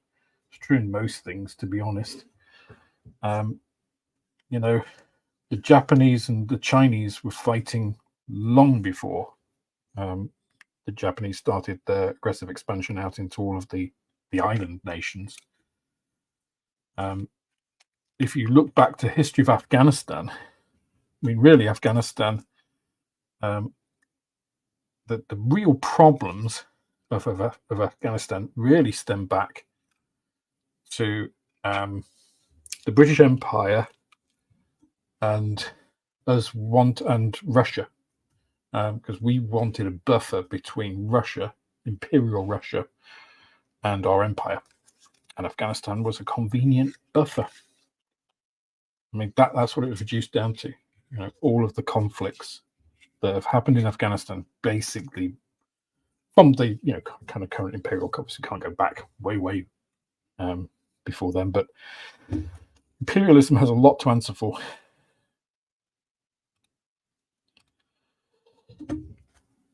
So Jim, I used to take him a lot. I don't so much now because I'm not in the shop as much as I was back at the beginning, just because I need to get stuff like, I mean, the big one is I need to get my divorce sorted. Once I've got my divorce sorted, then I can devote much more time and effort to actually being in the shop. And then, because Pablo can't really be left alone very much, he's not very good at that. We've gradually gotten better. He's more comfortable with being left by himself and being comfortable and not stressed, knowing that we'll come back and things. So I've been gradually teaching him that. And, you know, he's dog smart. So he's not good with people. He hates people. Takes after his owners.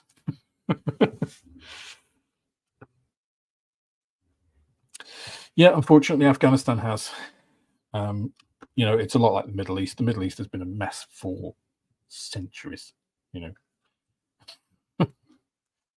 you know, it was the Romans used to talk about it. If you read things like Pliny, and who's not a terribly reliable source, it has to be said. You know, he bitches and moans about the Middle East.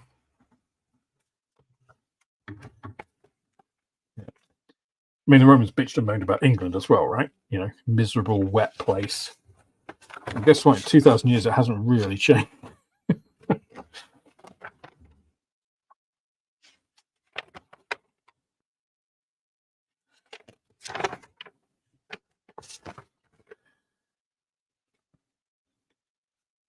Okay, so 57. Well, that's not very helpful. So D14. So D13's a 56.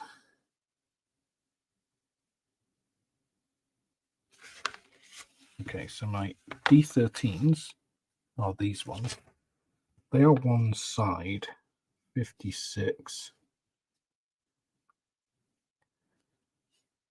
Then 56 becomes 57. So the 57s are my 13s. That makes sense to me. So my 13s are my port side, which makes sense because it looks like they've got cartridge ejection slots underneath.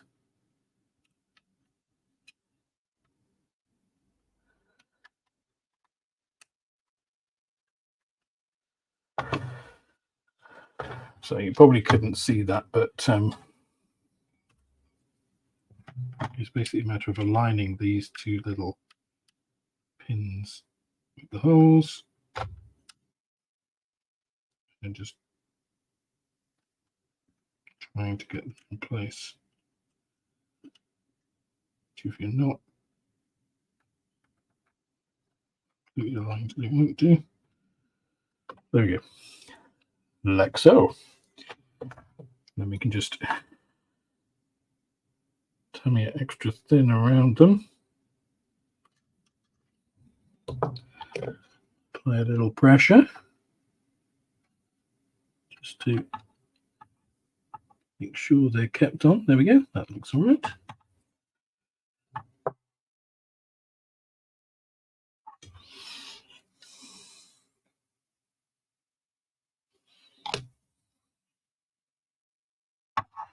Same with this one.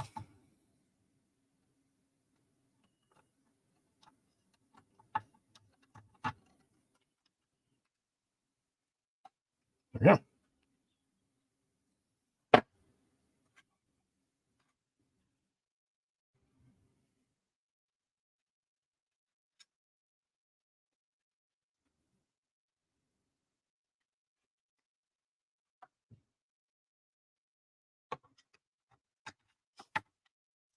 I can cut the others off.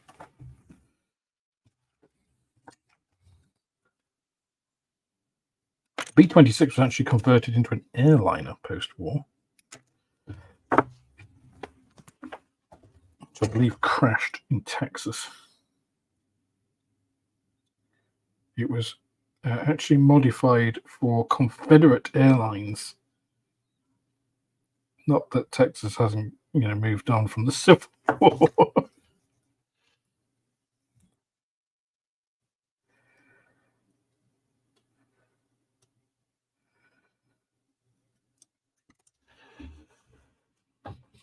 I mean, that's another thing, right? The Spanish Civil War. I mean, my partner is obviously Catalan, from Barcelona. She thinks of herself as Catalan rather than Spanish. But what if Franco, after Hitler had helped, with the supply of arms and tested out all of their new technology, Messerschmitt, Stuka. What if Franco hadn't said, "Yeah, thanks very much for that. I'm not interested in a global war, but good luck." What if he actually said, "No, we'll help you weigh in on the old, global fascism front. We're up for that." It would have put a very different perspective on things. It made things harder all round. So there are a lot of what ifs, about World War II. But it happened as it happened.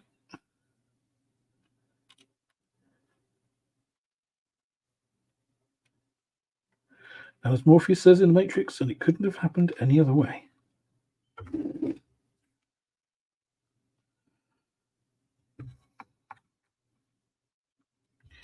How do you know that? Because we are still alive. It's one of my favorite films, The Matrix. And the subsequent 2 films, I refuse to acknowledge that Resurrections is part of the Matrix series. It is an abortion of something that should never have happened.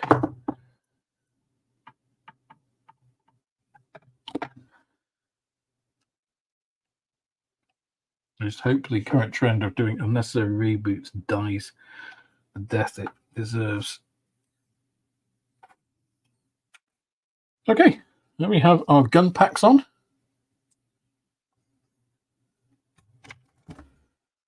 I think we're ready to do a bit more spraying. A little bit more. Not those, not those, not those. Those all need spraying black, obviously, all of these pieces here. Those still need doing interior green. I messed up there. So does that ladder. Ladder also needs to be done interior green. Let's take that off.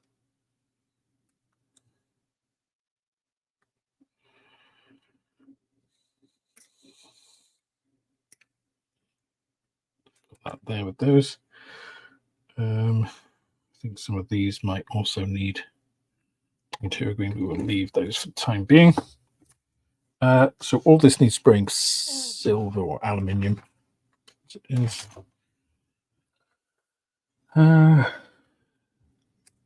Right. Let's just check Aurora Watch. But it's gone down. Minor. It's gone down to 9. No significant activity. Typical. Look at that. While it was light,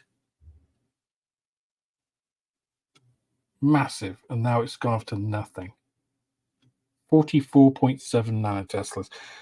It was 500 at 7 o'clock. Yeah, God damn it. Unfortunate but true. Just the way it is, eh?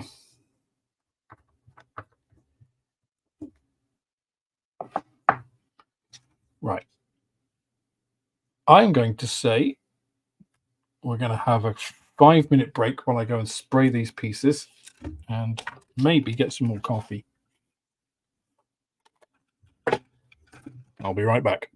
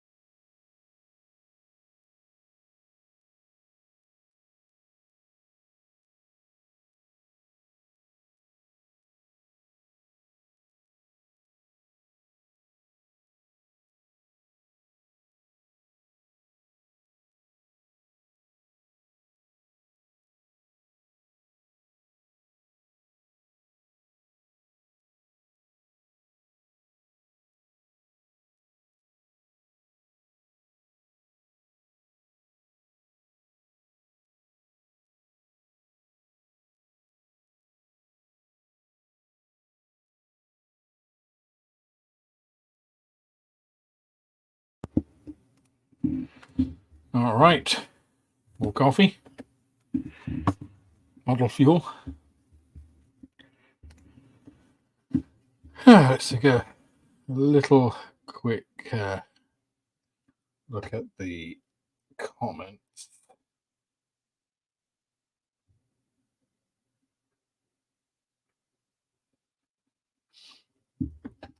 So Steve, I actually did the COSAC too. Well, I say I did. I've done all of the bits that you're talking about. I've got to the doors at the moment. I connected them on like piece by piece. So I had the two beams. I put on like one piece between the two, glued that. And the next one, glued between the two. Just worked my way down rather than doing it one side and then one side, because that way you've only ever got two things to glue at once, each side of the piece. I'm not sure that is the best way, but it's the way I did it.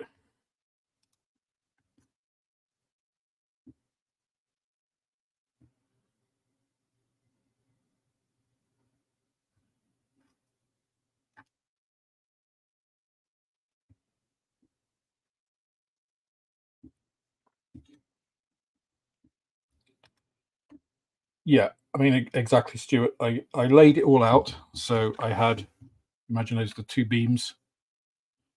I cut each of the pieces out that were going to go across it, put them where they were going to go along it, and just checked I understood how they fitted.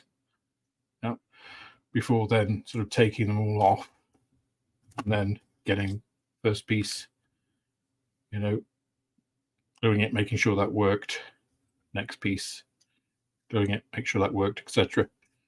And it builds up into quite a firm structure that way. Whereas I find if you're doing one side and you do like all of the bits on one, then you kind of got them there. Then you bring the second piece in, and then you got to do like one piece, and then you're doing the next piece, and you're getting interference from maybe pieces further up. And I just don't find that works that well when kits are constructed that way.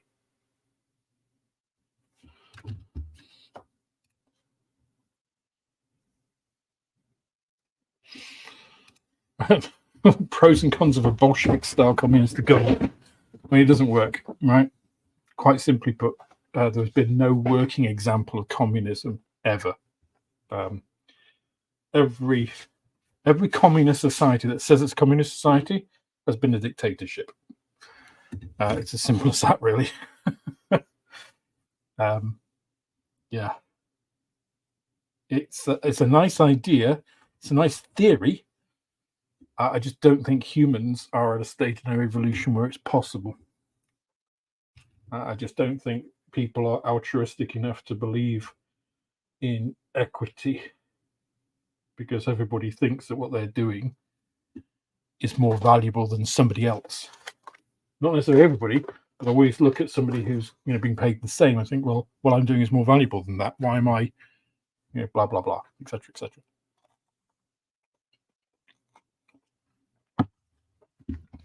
So I think conceptually, communism sounds like a nice idea that just doesn't have any practical application for humans. It might work with another species. I just don't think it's ours.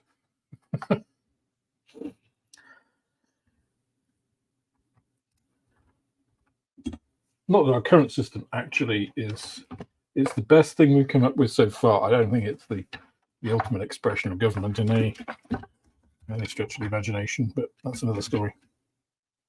Okay, I'm going to spray this, so I need to basically get it ready for that,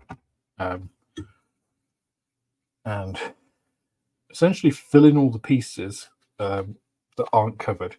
So what I'm going to do is I'm going to spray aluminium, and then I'm going to put in transparencies, and I appreciate that means it won't be fully finished, but that's kind of what I'm going with. So I'm just going to use these big pieces of foam to block off interior. I'm not sure I've got enough, actually.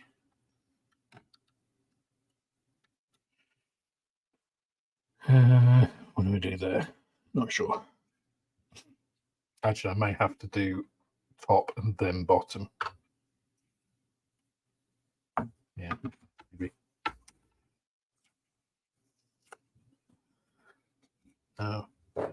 Interesting. I think I've forgotten my liquid mask. That's a bit of a pain. A little bit of a pain.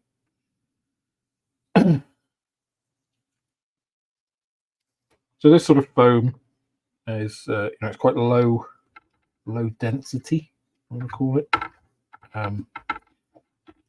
So you can pack it in without too much worry of damaging stuff. Taking it out is always the test of that, of course.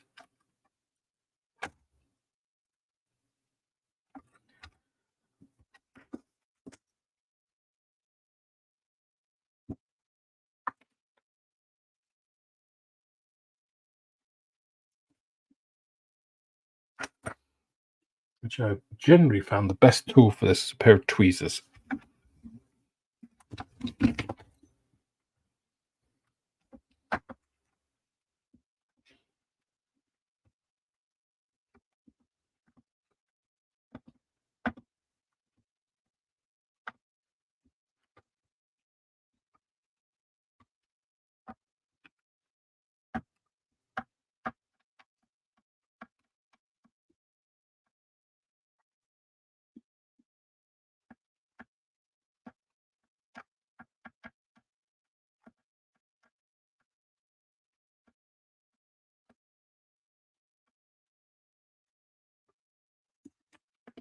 Okay, and then the other thing I need, masking tape.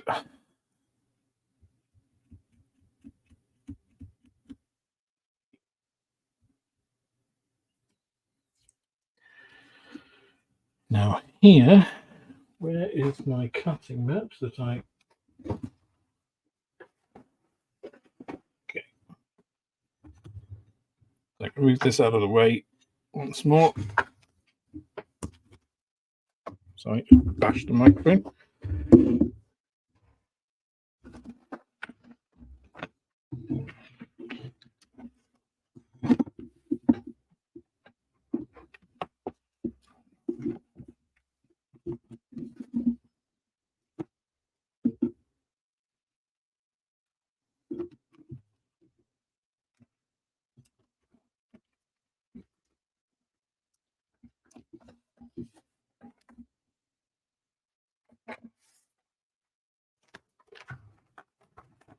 And this is where our mask templates come in. So I'm not doing this version, so I am going to cut this directly. Horror of horrors.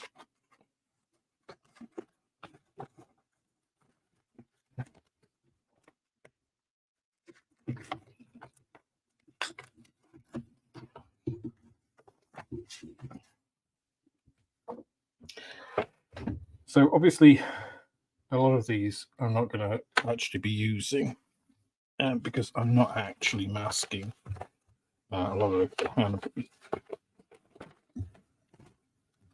So yeah, I am going to cheat. But what I do want are the masks specifically for some of these side pieces, right? Like 27, although that is just like a piece for the outside, because of course you have that big potential dome. I do need my sexy gogs to be able to cut this accurately.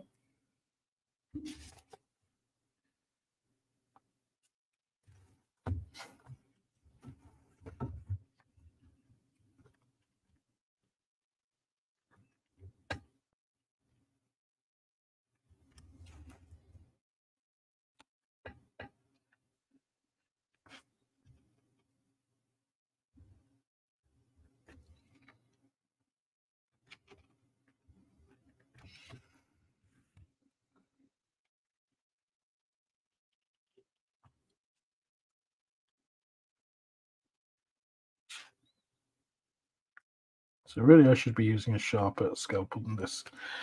So that is mask 14 that I've just cut out there. The mask 14 goes on our port side rear gunner window. So that goes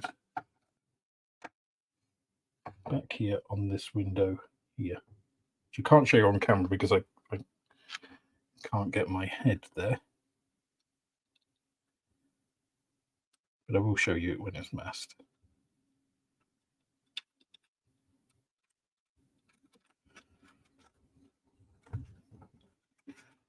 Like so.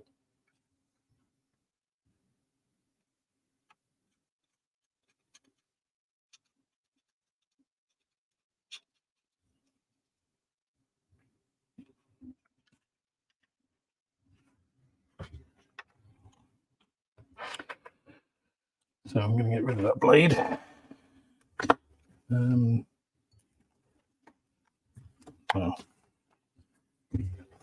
So I'm going to get rid of that blade. I did have some blades here.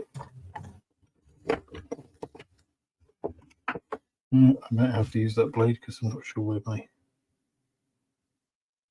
extras are. The one I thought was there is empty. Oh, wait, okay. So you're going to be able to see if you can do this with a blunt blade.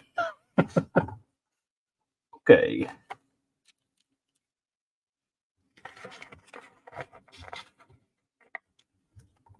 Thing to do is make sure you're over the tape properly and that this doesn't move, obviously, while you're cutting it.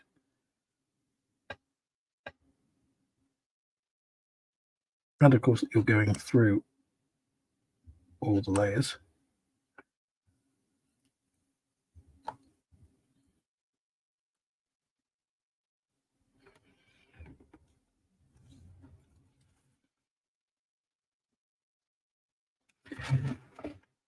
There once again.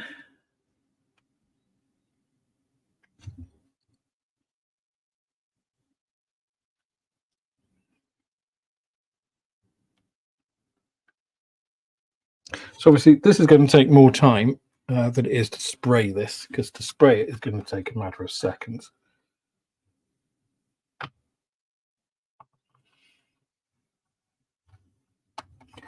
This one I might just be able to show putting on.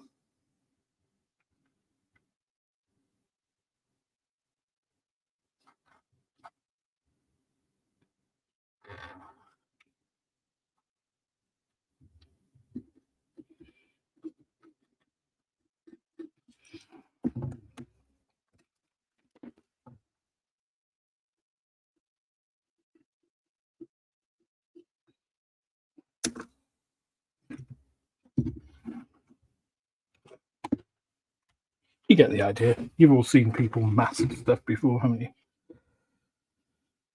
Okay, 5 and 6. What are 5 and 6? Okay,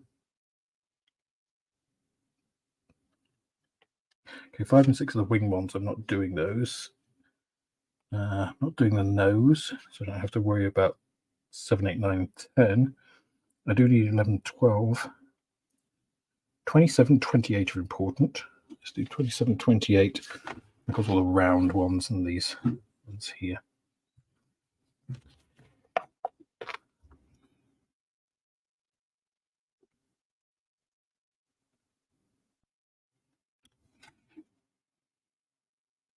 Of course, you can use a straight edge ruler, something else to steady your hand here. You feel the need. I'm just getting with good old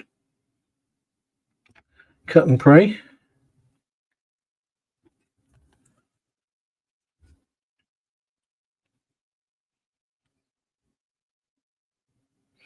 Now, because this is the one with the big bubble in the middle, I'm actually just going to cut an X through there so that it folds around the bubble. Obviously, if you want to do it as they have given it, with the, so I've just ripped the edge there. But just as, you know, a rectangle that then you fill in with liquid mask, that's fine. I don't have my liquid mask here, so it's one of the reasons I'm not doing it like that.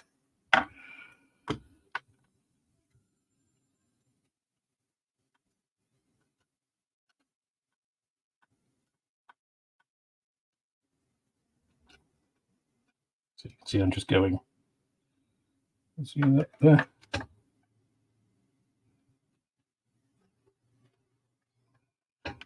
Get the edge in. And that's the important bit, is the edge.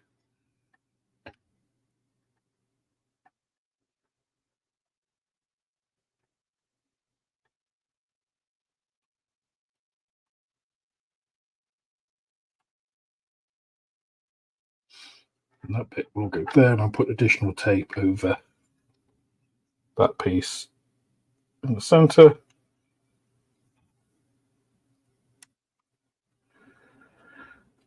But this does, I mean, having the mask templates, it just makes it so much easier. I mean, here we go. We've got some Tamiya tape here that we can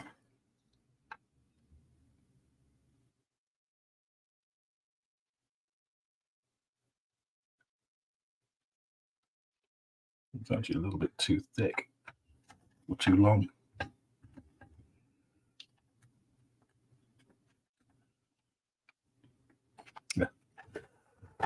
Yeah.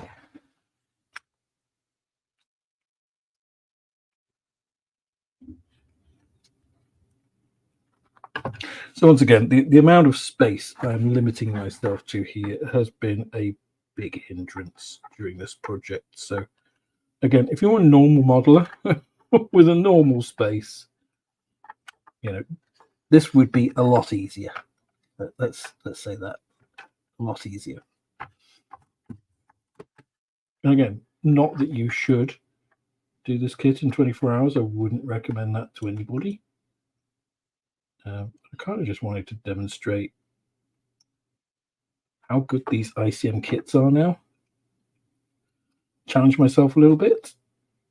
Yeah, do something a little bit different.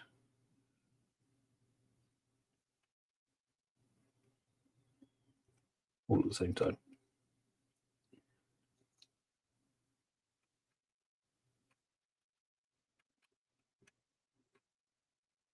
Hopefully I've achieved some of that at least.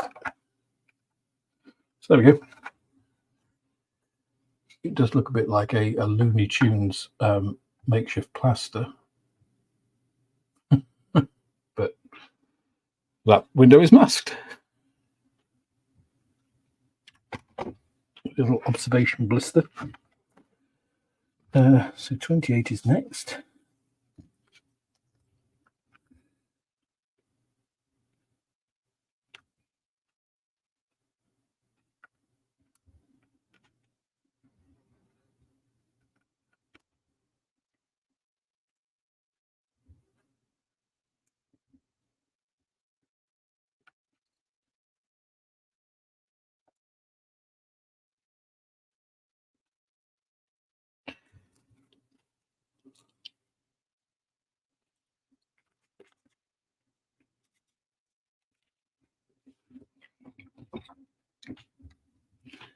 Obviously, it would be possible to do this without these masking templates, but these just make it so much easier. You know, rather than guessing or having to do, you know, I've masked canopies. I tend to mask transparencies rather than using liquid mask because I had a very unpleasant experience with liquid mask.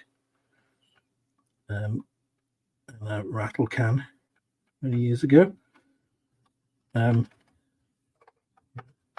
Tape is a physical solid barrier, whereas liquid mask is a chemical physical barrier, which is slightly different.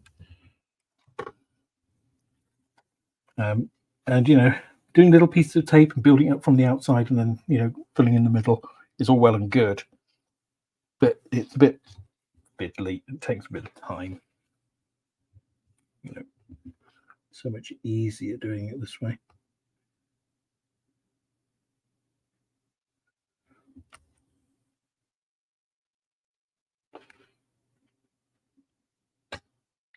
And sure, pre-cut masks are nice, you know,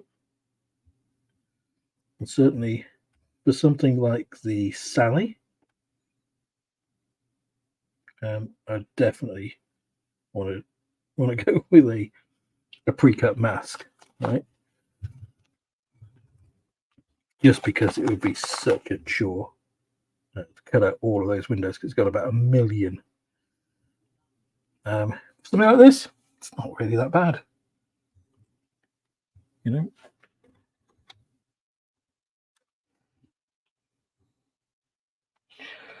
I was slightly concerned about how long it might take, but again, as I'm not doing all of the windows,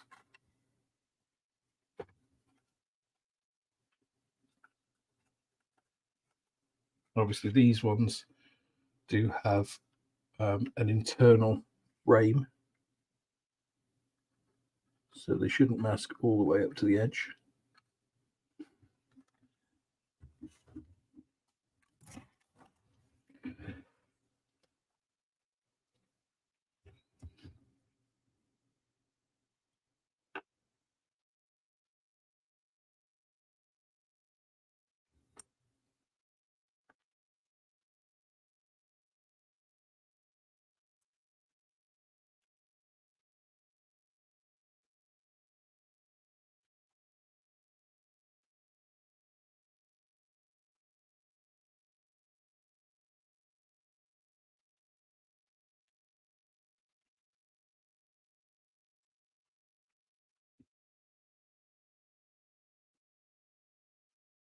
I'm concentrating because I'm quiet.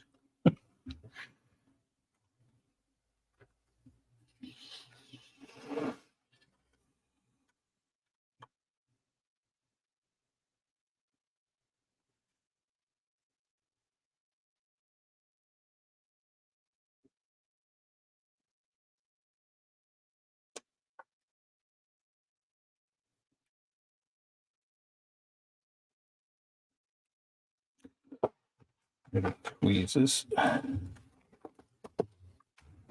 Where have the tweezers gone?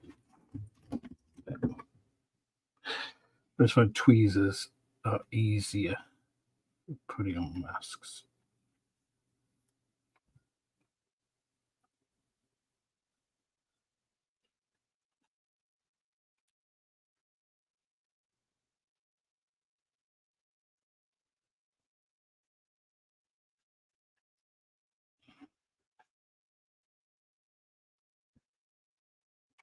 Good.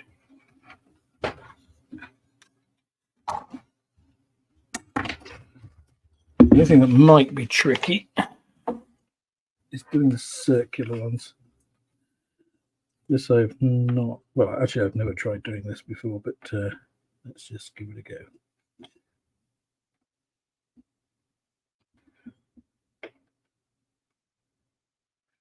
Need one of those squiggly cutters.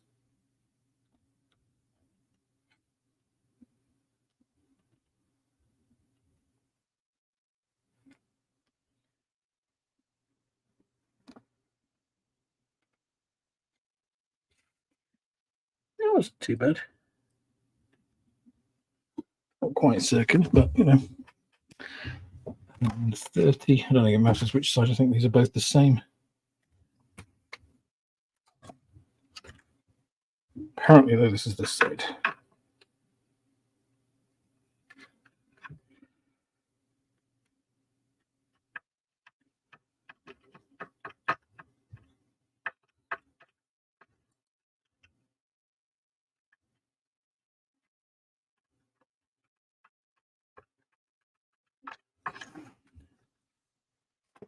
Yeah, it's not bad.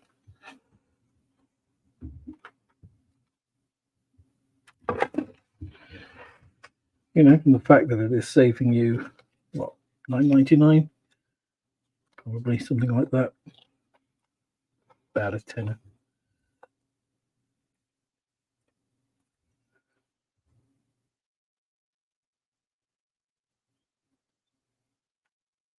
It looks about the same size as an A4 hole punch, but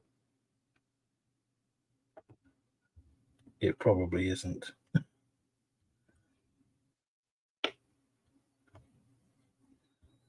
Because that would be too convenient to be able to just punch one out, wouldn't it? I know there are hole punches for different sizes, specifically for modelling.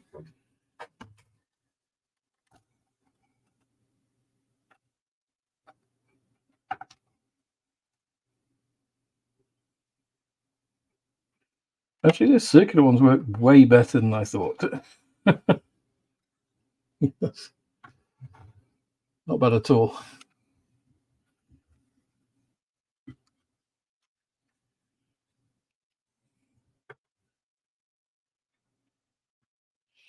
So just got the last two.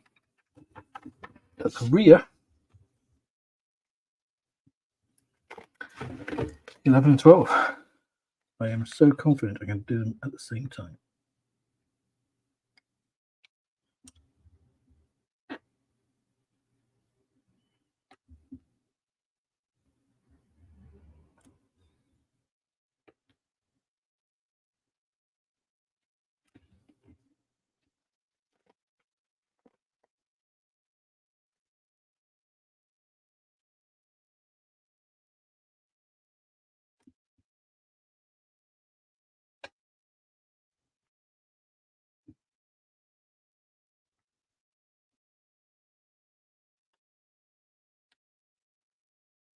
Close spacing. I didn't intend them to be that close. But what grouping?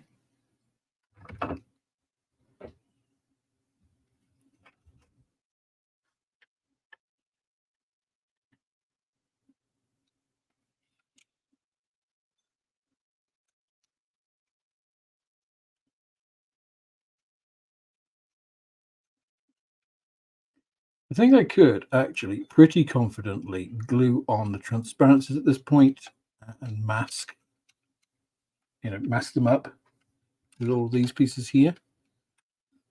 I'm not going to do that. And that's primarily because I do want to come back to this. Obviously, I've still got the co-pilot seat to put in. I kind of don't want to rush it too much. I think I kind of owe it to the kit, really.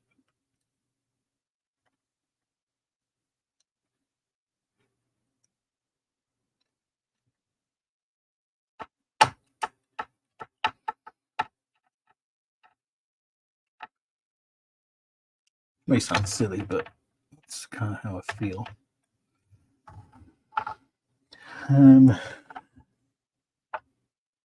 Now, in terms of the rear,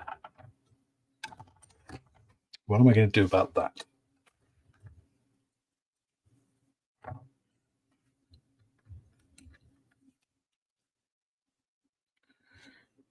Let's see, what can I block off with both for starters?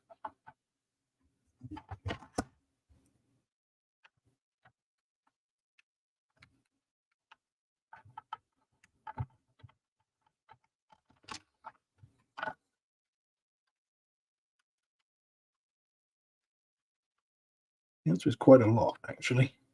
Pretty much all of that. It's such a complex shape.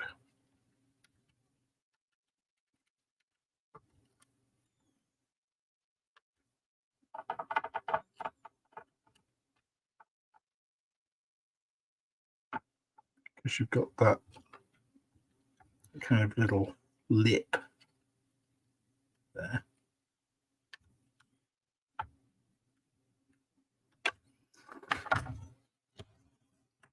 Then you've also got this whole piece here, which I think I can slip the tape underneath of, just under the lip here. See there? So actually,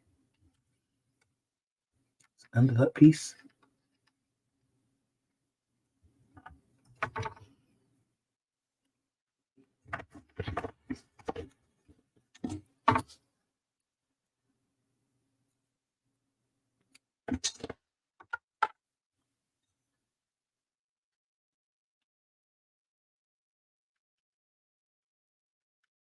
Well, actually, what I'm going to do to start with is I'm going to mask off these guns.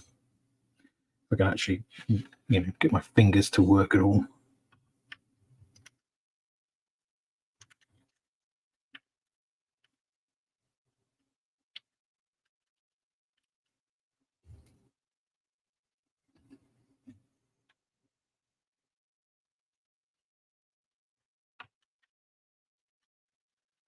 There we go.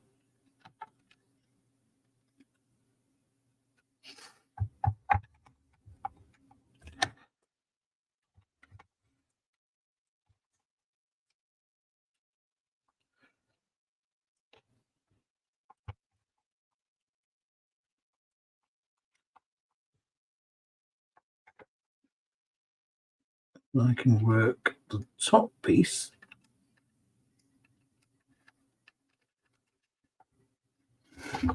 and the bottom piece separately, because remember, I'm going to spray them separately.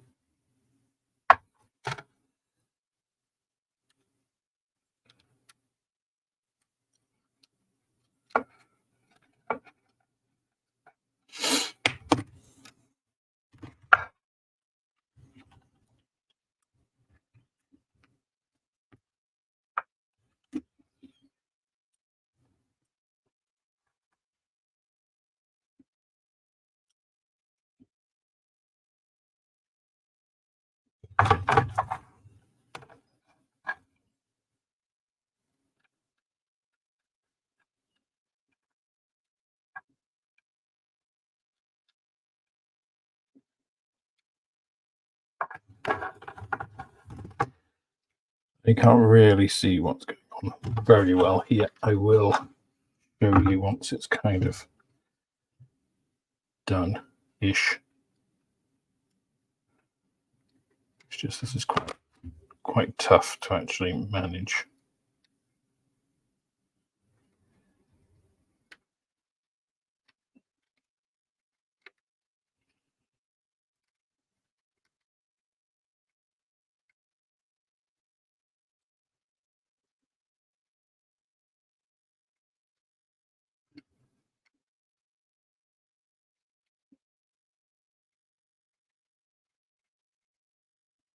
Okay, so you can see, hopefully you can see, kind of building up, like pushing in.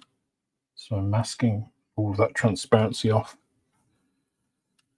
So I might just go ahead and do these lower pieces just so that I don't get any overspray.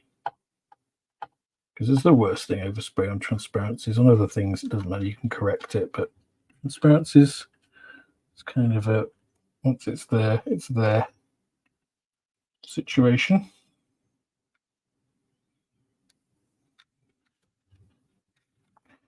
Okay, whereas now, that is pretty much masked off.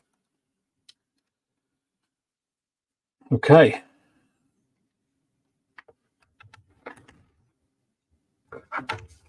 So, far from perfect.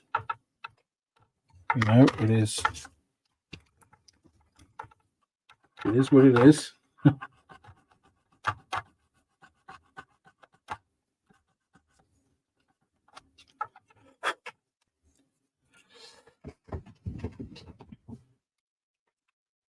So, moment of truth time. I think I'm going to go and spray this.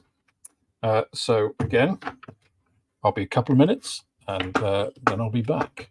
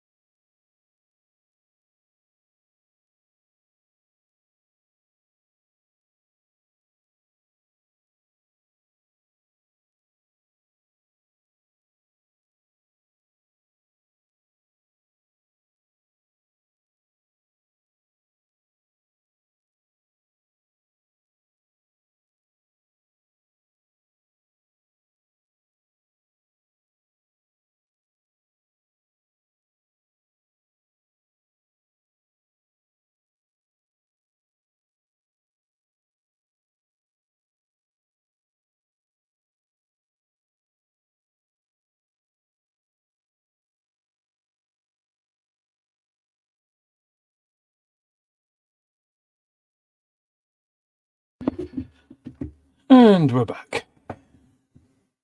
So here we have partially sprayed B-26. Don't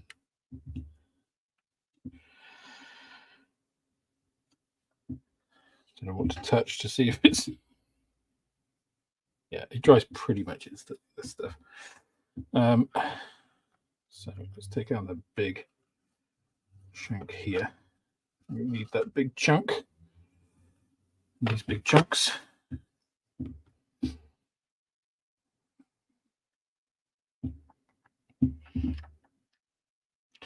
Obviously, I haven't done underneath yet.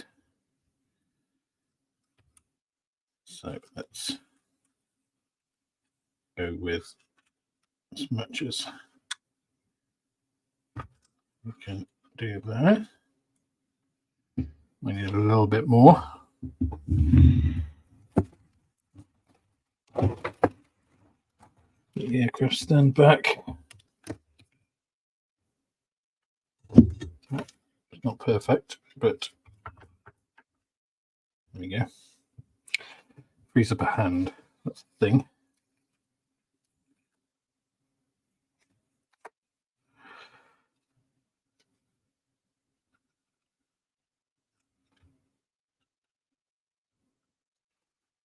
Take this out. It's too chunky. Just be a little bit. If it's too chunky, just not put it in the right way.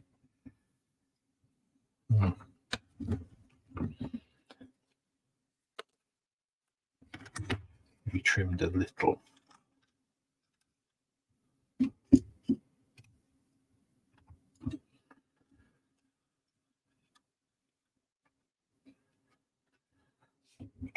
So for that question, Mark, I've been using a combination, really. I've been using a lot of Outlaw. I've also used ICM paints for some of the hand painting, and I'm now using a car automotive spray for the main aluminium of the fuselage. Mainly because it's fast, and you get good area coverage quickly with a rattle can, which I think is actually gives you a better finish on this sort of airframe. Now, if I was doing this properly, inverted commas, I would probably use Outlaw paints. I would also be doing different aluminiums for the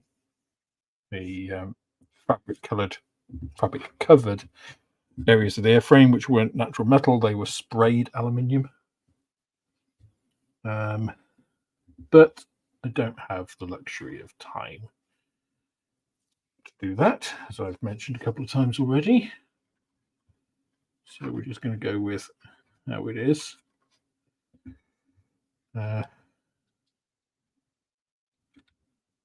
Okay. That's mostly covered. You know, this isn't going to be perfect. Well, by a long stretch. That isn't the question I asked. No, it was, is it possible? Can I do it in 24 hours? That'll be what I'm answering. Not whether it's good. Nobody said good. Right.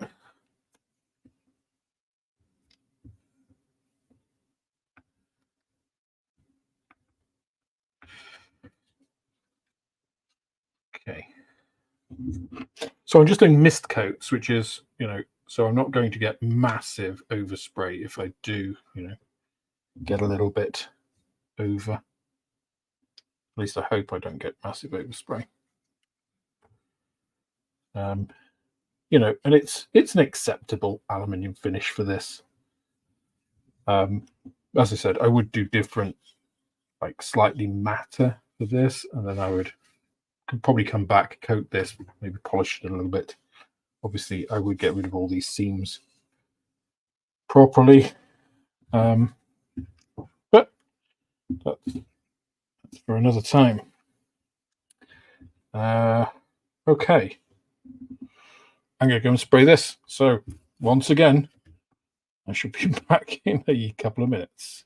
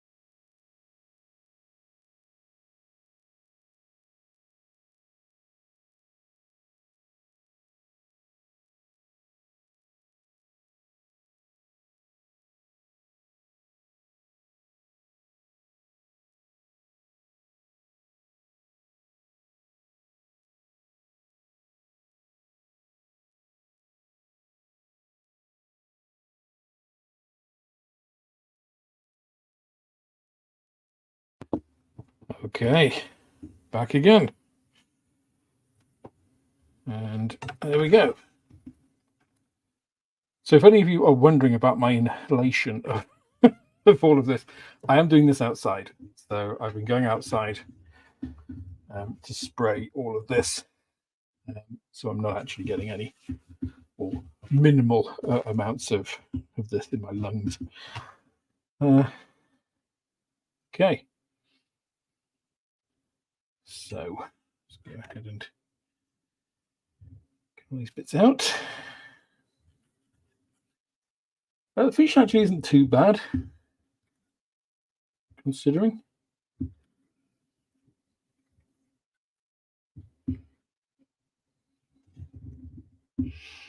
Acceptable, I would say.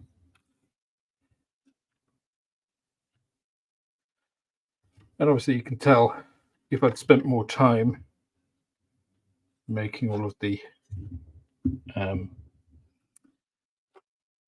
seams, properly sanded. I haven't sanded anything under here. I've only done that little bit on the top that I did right at the beginning, partly in the last 10 minutes.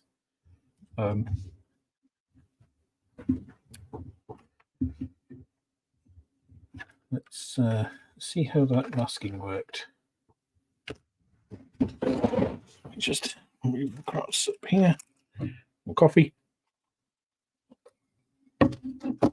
Oh. Knocking coffee over.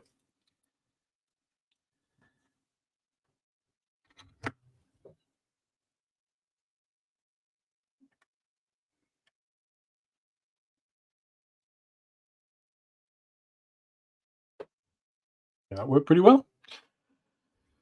I have no complaints.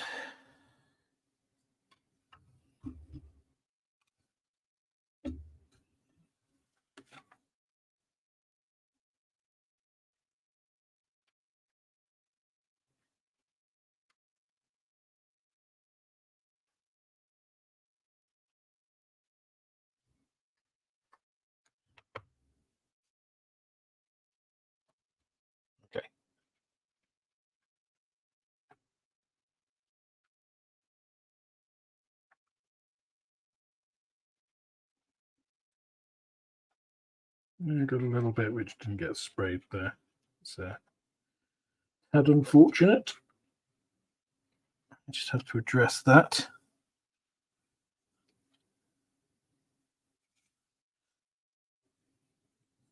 I've got a little gap there, but again, too late and too little to address.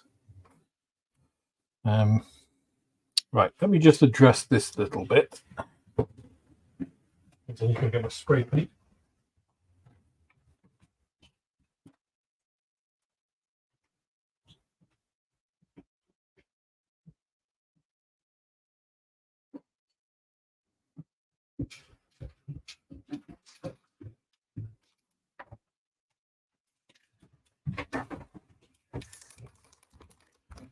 Right, let's just quickly address that.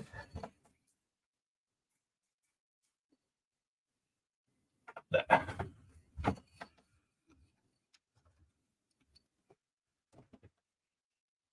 little bit more.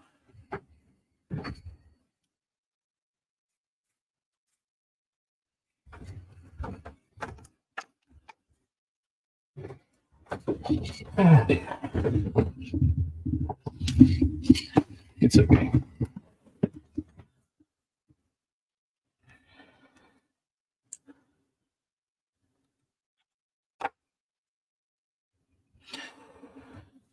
Actually, I think that's where the invasion stripes go over anyway, so it doesn't really matter. But surprise, surprise, I am not going to do invasion stripes tonight. Sorry if you were waiting for that, but no.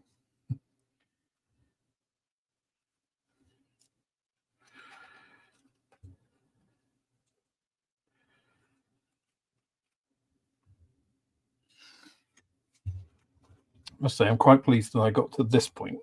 I didn't think at the beginning of the night I would really even get as far as this. So,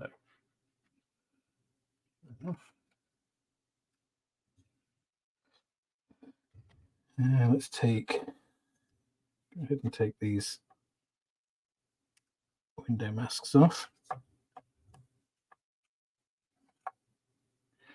That one's worked really nicely. I'll show you that in a second.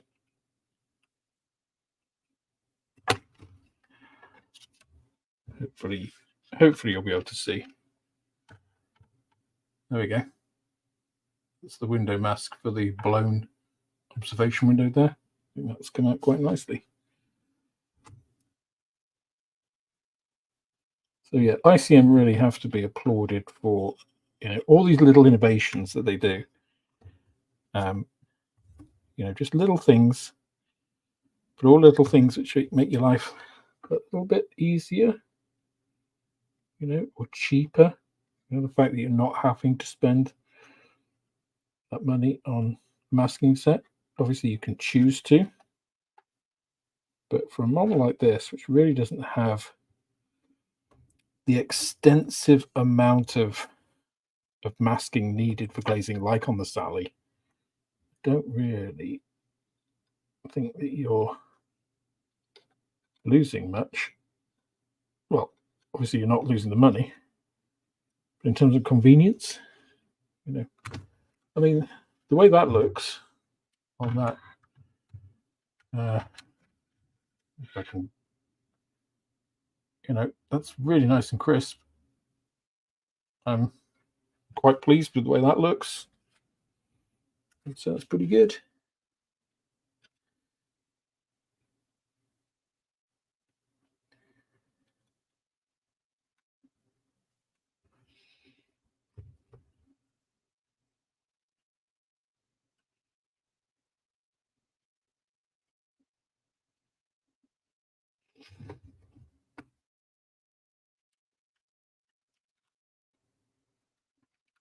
Let's see if my piece by piece masking worked at the back here. I don't see why it wouldn't, but that's, you know, I really screwed it up.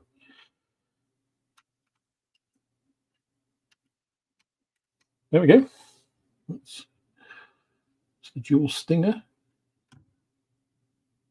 Appropriately unmasked. No issues there. Little circular windows. Again, that's pretty crisp. I'm quite pleased with that. So overall, yeah, pretty impressed with the way that all works. And again, that's the kit. That isn't me. That is the engineering that has been put into this thing. Really good. Okay, so in terms of finishing this actual model, how'd you like? So I've got 55 minutes to do what I can to get this to as close to completion as possible. Let's see where we can get. Obviously, the engines, which are really nice. And of course, I forgot. I haven't done these pieces. Oops. Should probably do that.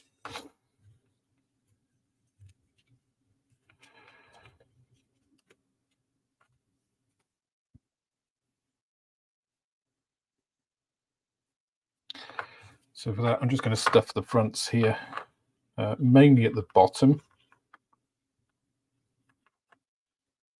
just to prevent any spray getting into the front of that engine. Right. Just going to tape across that.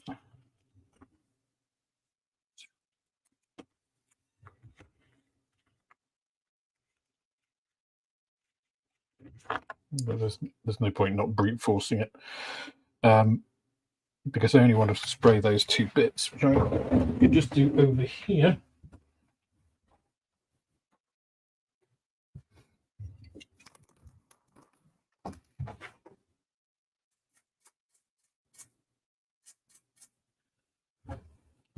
There's one.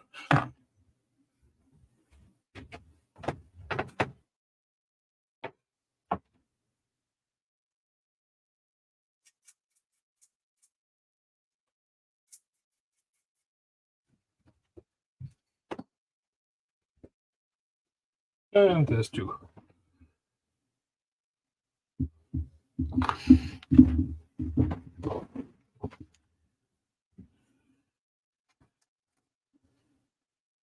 I also need all of those pieces sprayed previously. A little polystyrene block of holding.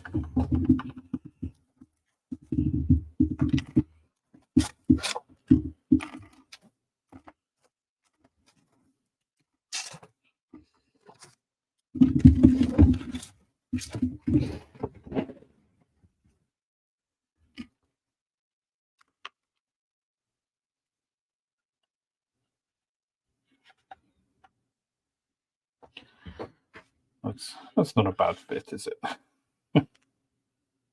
Not bad. So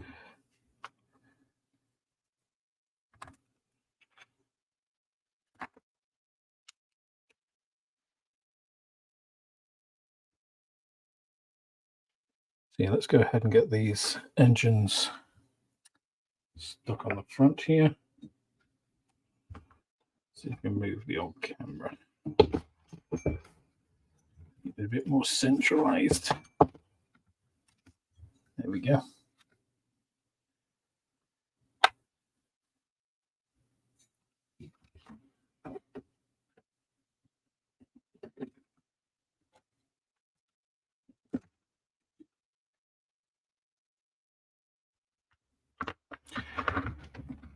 So what I'm going to do is kind of pre-prep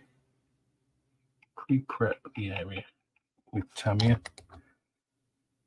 quite generously.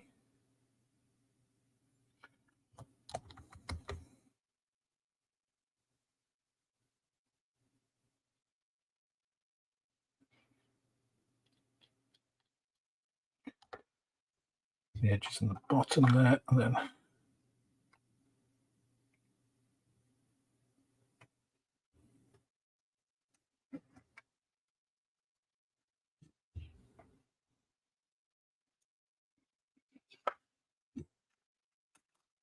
there we go. There's those big Pratt & Whitney's,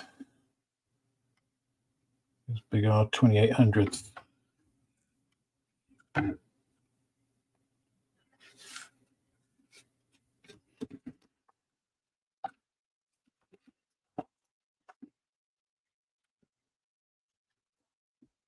One side for a second.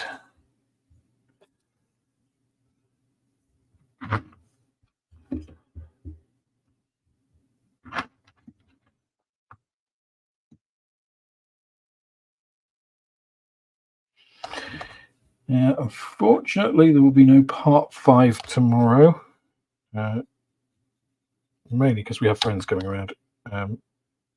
But if people would like to see a part 5, a non-24-hour, non-pressured follow-up to this, I could stream on Sunday and show you kind of the next steps on this.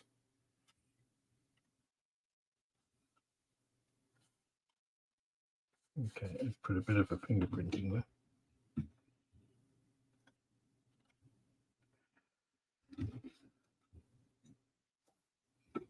Okay, difficult to see now because of the scale of everything. Plus, obviously, the way the camera is there. But there she's kind of. She's getting there. Getting there. Maybe actually, let's move this over here onto there. Let's bring that back across so you can see more of what's happening with the actual aircraft.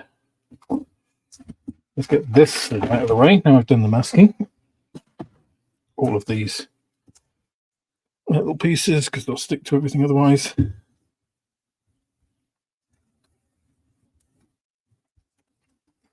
So here I've got all of the things like the landing gear. Landing gear hubs for the main wheels, these beasties. I'm going to go ahead and give these a quick just seam rub.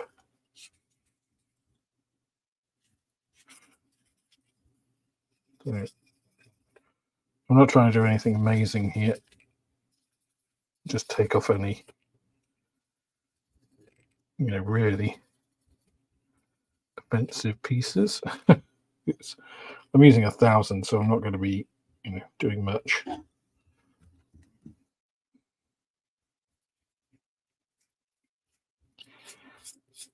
It's kind of a token gesture more than anything else. Just if there's little bits.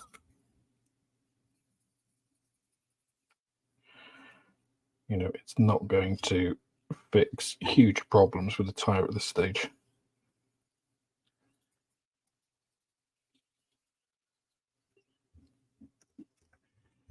Oh, that's what I just did.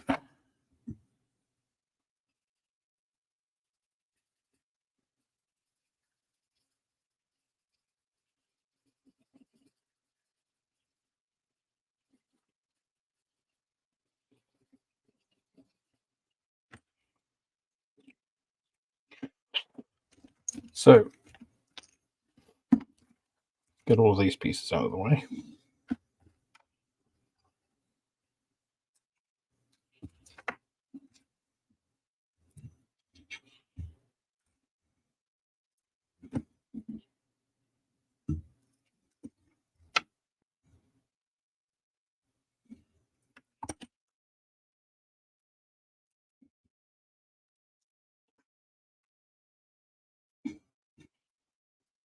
Main overspray I've got is in my hands somehow.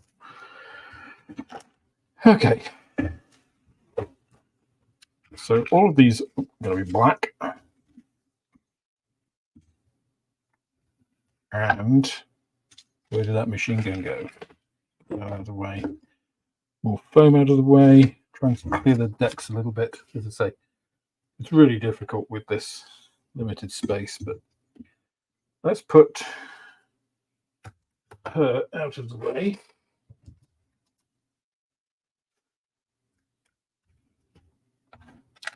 Interior green, interior green, interior green, interior green. Where did that last MG go? There's our MGs for the turret. There's our bomb sight. So extra MG we don't need. Oh, I don't think I cut it off, did I? Or did I? Did I cut it off, guys? And can you see where I put it? I did. Let's just check it might have gone just a little. There it is. There. Trying to hide underneath the lip of the computer monitor. Terrible.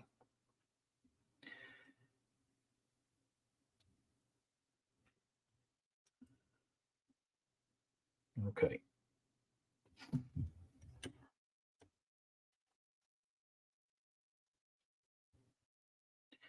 You remember it by that because that is the bag for the spent shells cases. Because obviously it was underneath.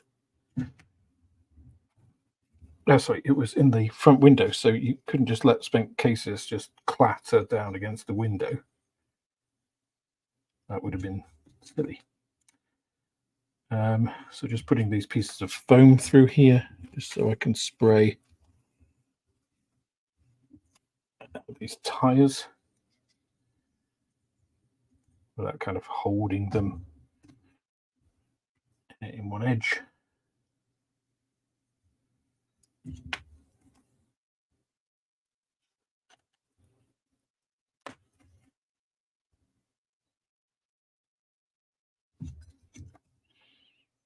Seems odd that I'm doing that, but the hubs are not black, so.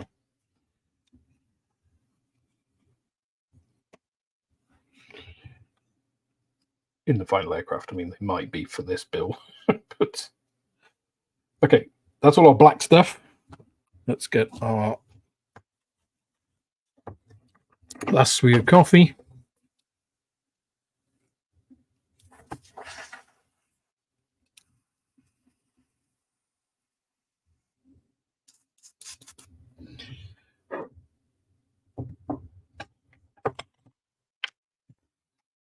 Just put a little bit of thinners through there, or cleaners, I should say.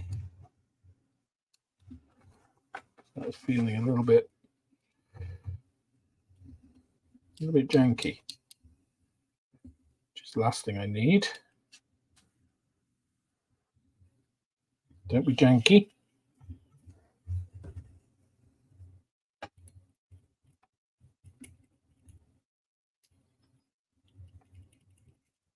Come on.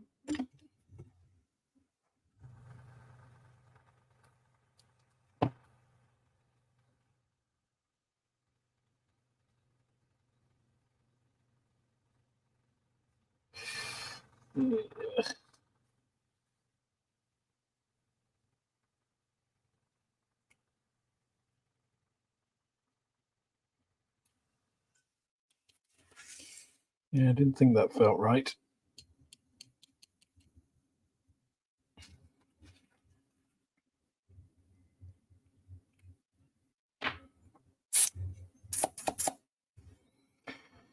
Yeah. Last thing I really need is a block nozzle right now.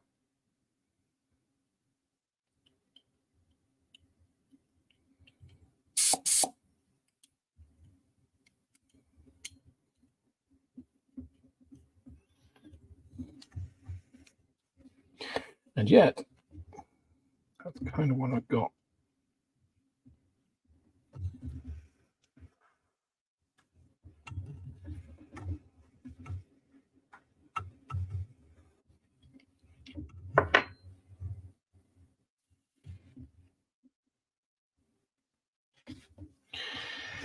Yeah.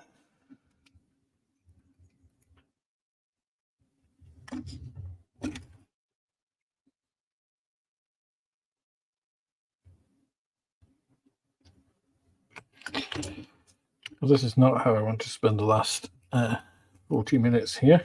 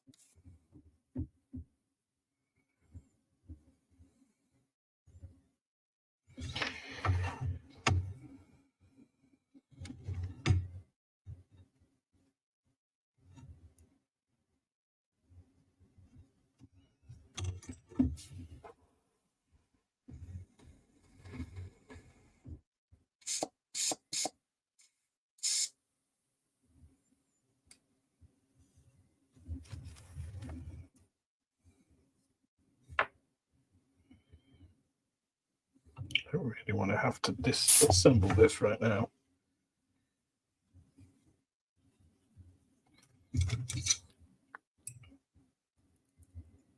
Speed airbrush repairs.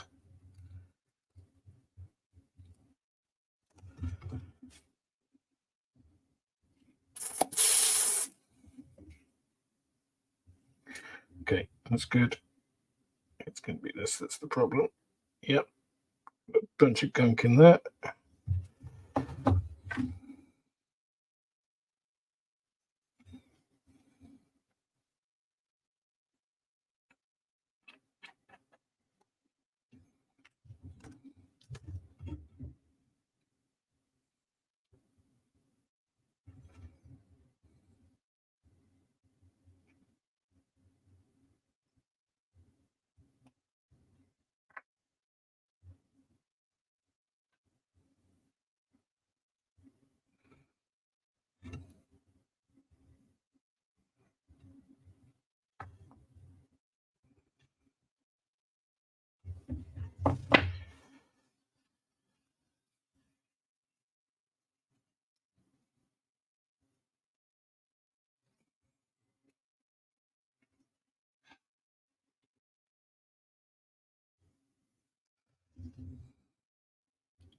Well, you can tell this is live and not scripted.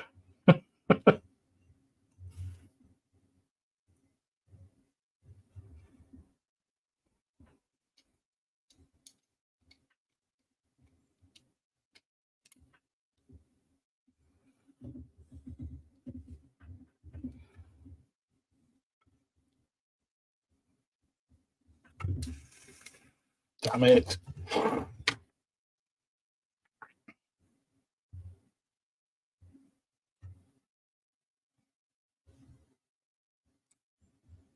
Ooh, there's some crap in there. Ooh.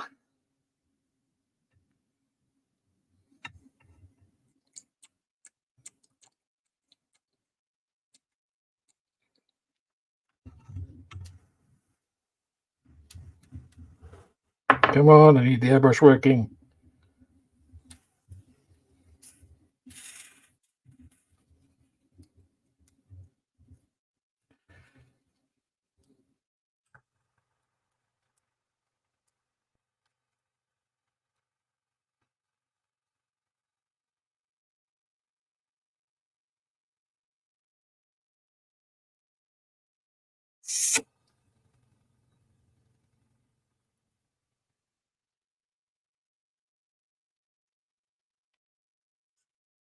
Because I can't exactly see where the issue is here.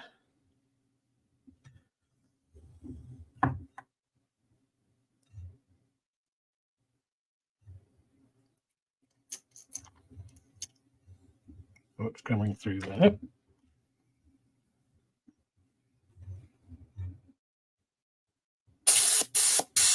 Okay.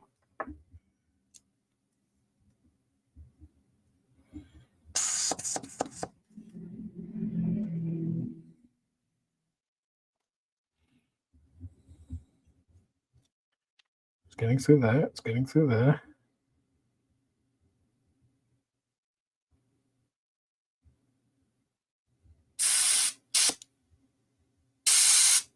Okay. It's always the nozzle, isn't it? It's always the tip of the nozzle.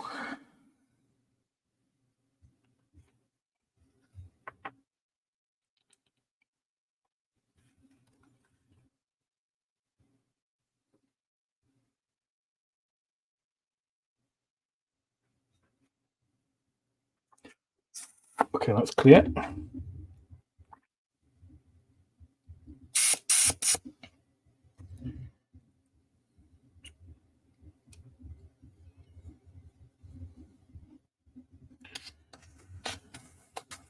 Okay, we've got flow through at least.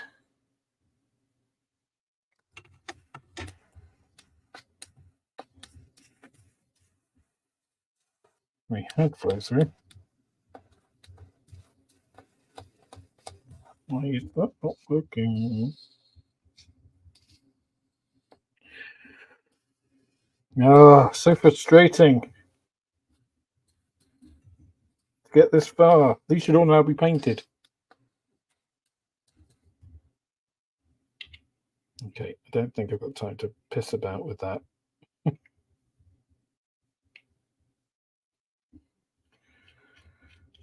The question is, I don't think I have another airbrush here, but I have available for working right now without breaking that one down more fully.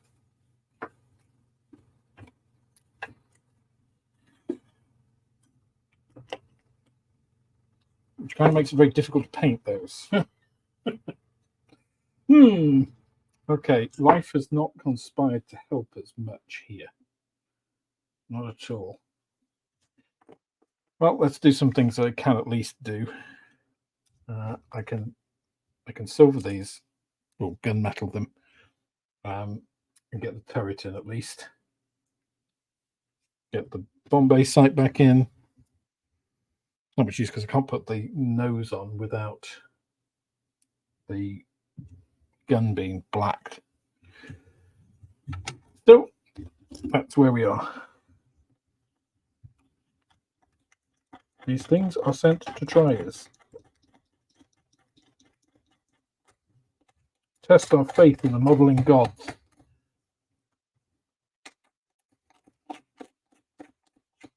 Well, unfortunately, Hairy Stick would not give me the time.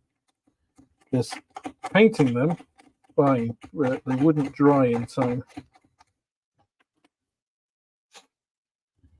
So what I'm going to do is I'm going to I should be drying out. Yep. I'm going to do these. I'm going to quickly see if I've got another airbrush that I can just quickly substitute.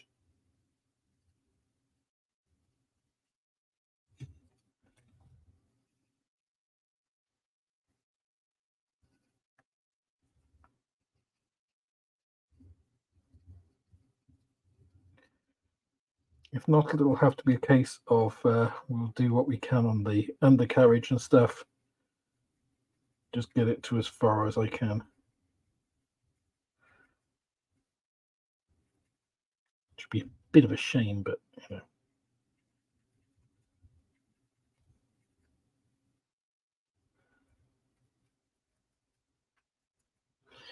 So you can tell I've not been cheating.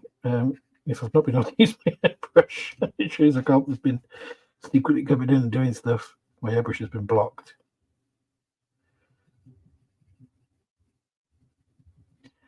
Not that I think there were really areas that I could have painted that you wouldn't have seen anyway, but you know.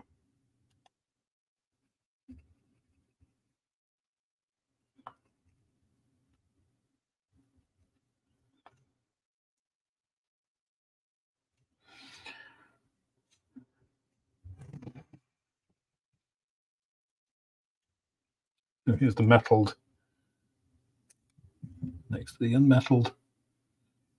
Show you the difference.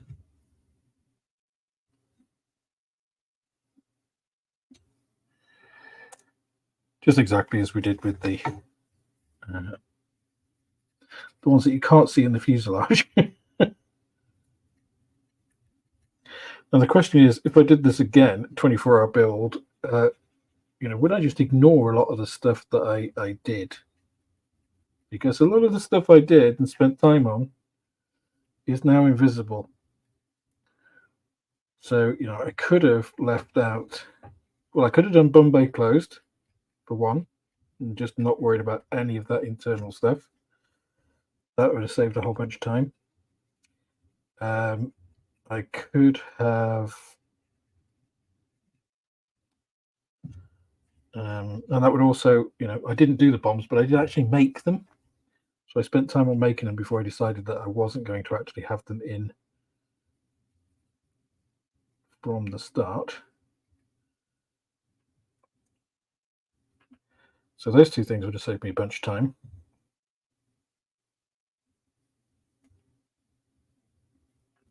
Oh, no, don't bend the barrel, Alex, you idiot.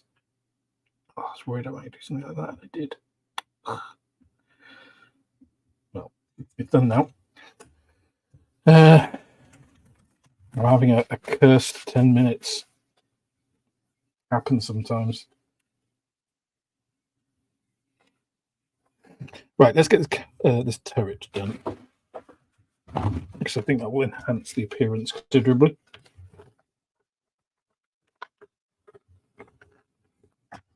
So yeah, actually, this is the one that I'll be doing. So you've got the invasion stripes all through there. Not that I'm actually doing those, of course, but the other option was to do big hairy birds, but you have to paint all of that yellow because the sheet only gives you these decals, which means I'd have colour match that yellow, whereas the red square on here is just one block, so that's a very simple mask, but I ain't doing any of that. So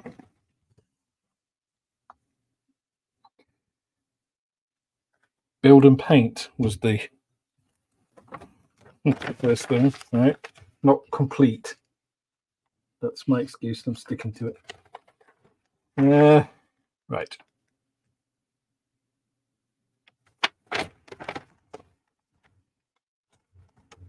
Where is that turret? It's way back at the beginning. So there you go. The big groove on the outside, and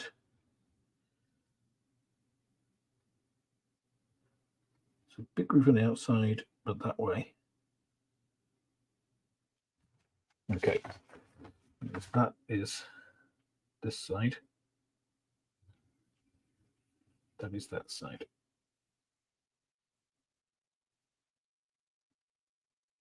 Like that.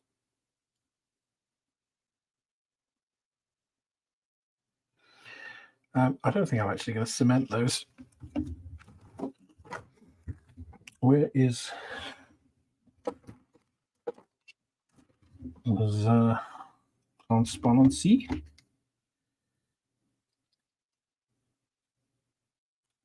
One thing I do like that ICM does here is they sort of connect these transparency pieces like this from the bottom, not from the side. So they leave very clean transparencies.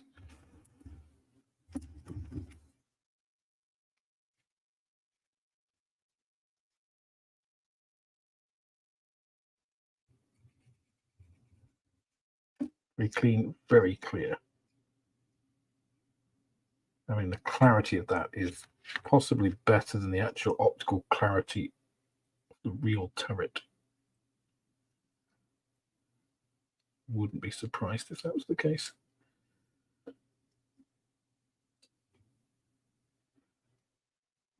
All right. So how the hell do those go?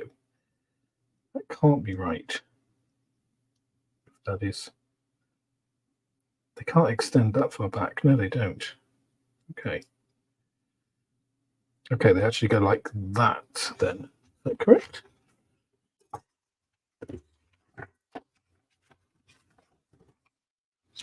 This is where I find out that this is, it's not possible to put it in at this stage. Okay. So they sort of sit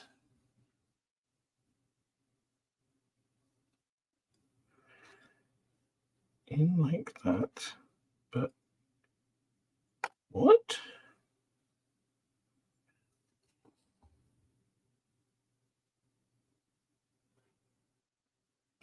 Oh, you fool, Alex. You're putting them in completely the wrong way round. I was trying to put them in backwards. There. That makes absolute sense.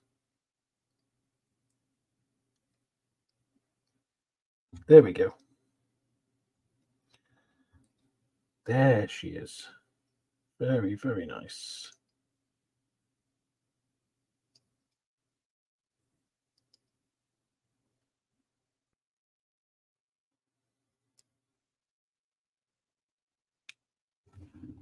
And where is our marauder? Let's just, it's in the back here like this. Oh, yes. I like that a lot.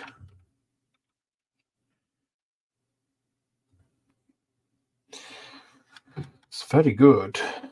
Very nice. Very nice indeed.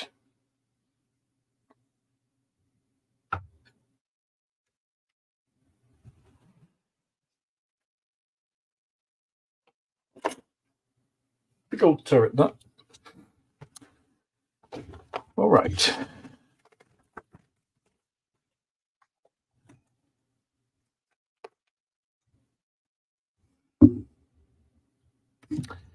Okay.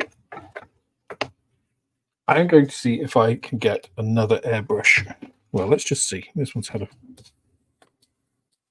Really do not know what the issue is there. Hang on a minute. Is that moving?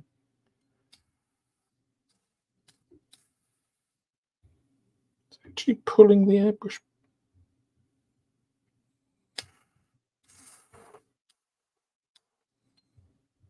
It's actually pulling the trigger back. Trigger pulling it back? Oh, yes, it is.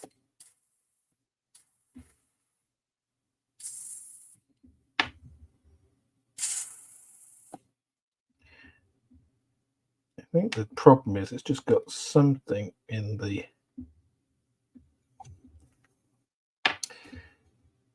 It's got enough gunk in there, I think, that it is not pulling back. It's pulling the whole thing back, not just the needle. Which is usually, it's typically the issue.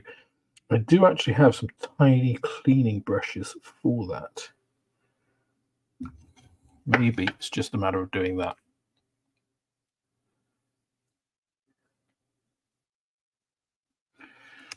Yeah, you should also not do this without wearing gloves. This is terrible for your hands.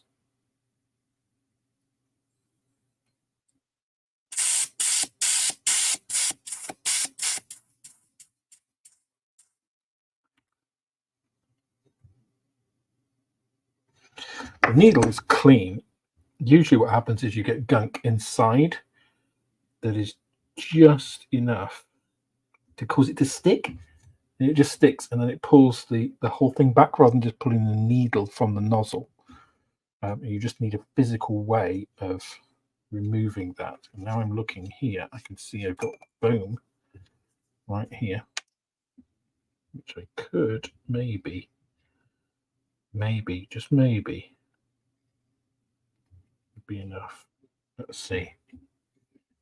Rather than going all the way out and getting my brushes to do this, this might be enough. Or it might not. Because that is clear. I can see all the way through it. It is, the actual nozzle is clear. How deep is that? Oof, that could be good.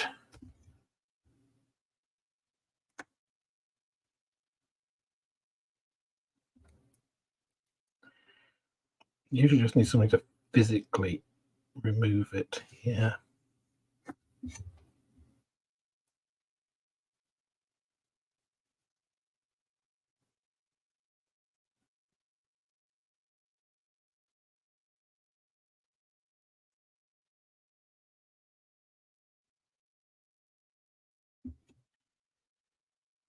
One of the problems is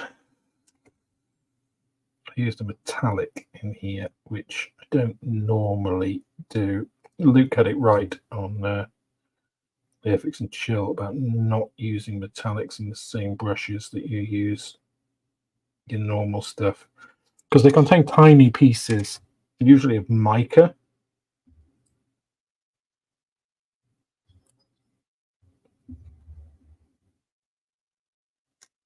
Looking to see if we've got anything there as well, just stopping it.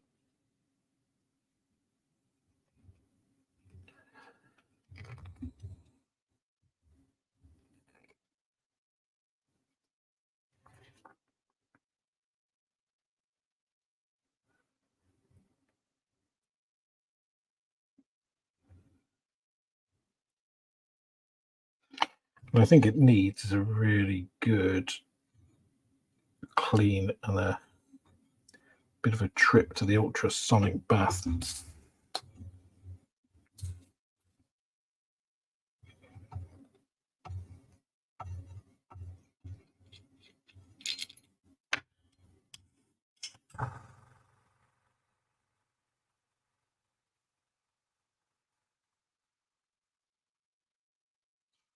So that should be able to move, and that's not moving.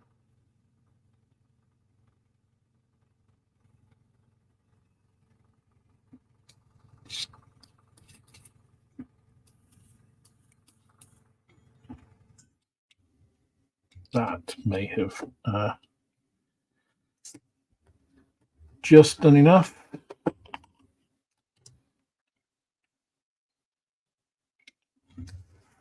Yes, there we go.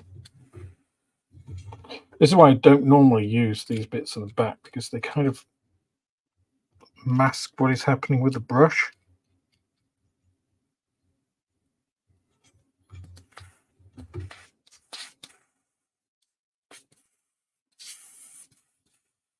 Okay, it's not happy, but it's working.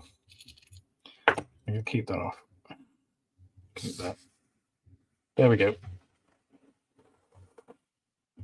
This will be worth the 15 minutes or whatever we spent doing that, because now this will get done in seconds. Gunmetal. No, I'm not using you in that again. Let's quickly put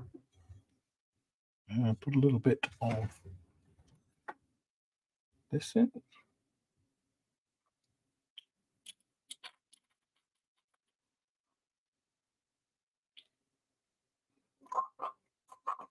I'm just using RAF black here, Outlaw RAF black. It's a really nice color.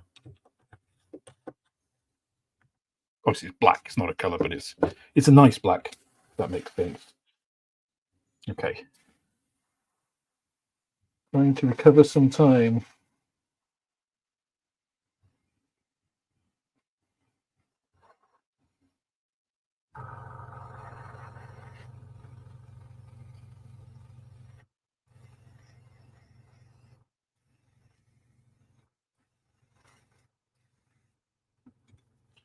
So you guys know I like a challenge. It wasn't challenging enough.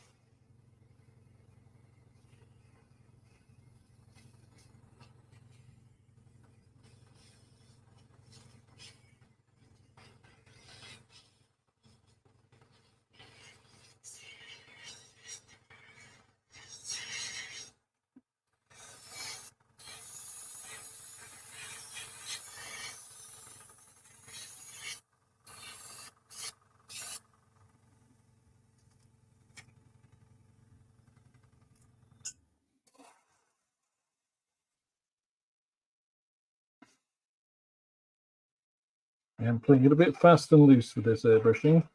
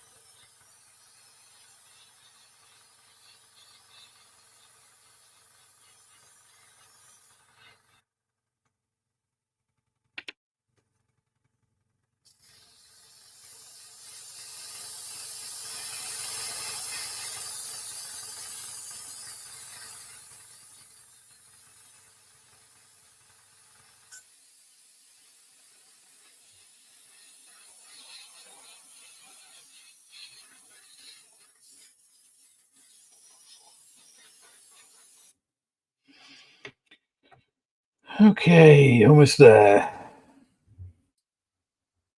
Stop it. Stop giving unbidden air. I'm not asking you to do that.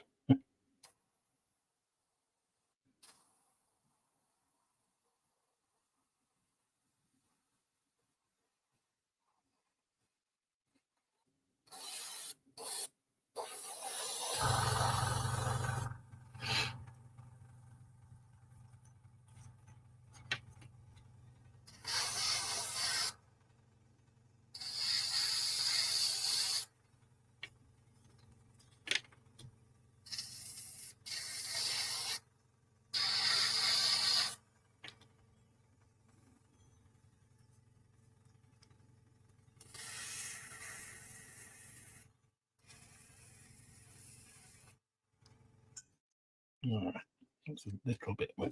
Damn it. No! Actually, I'm not even sure I need. You could probably get away with that.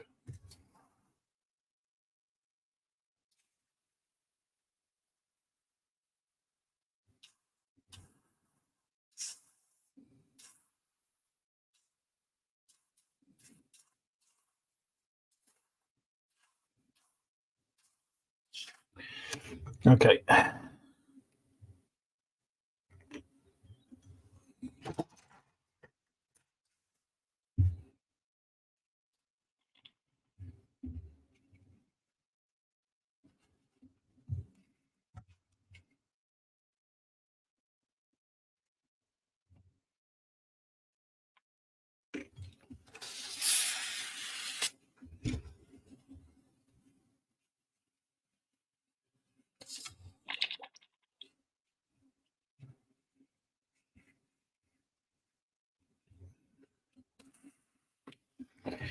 Right. Okay. Emergency sort of averted. Out of the way. Right, now we can put our wheels together, quickly whack our undercarriage together.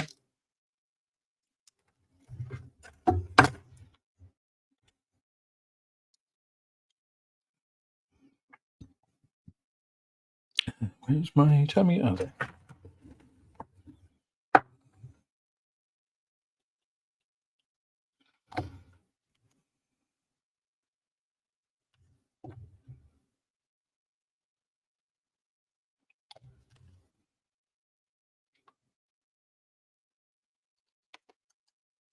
I'm going to try and pick that up. So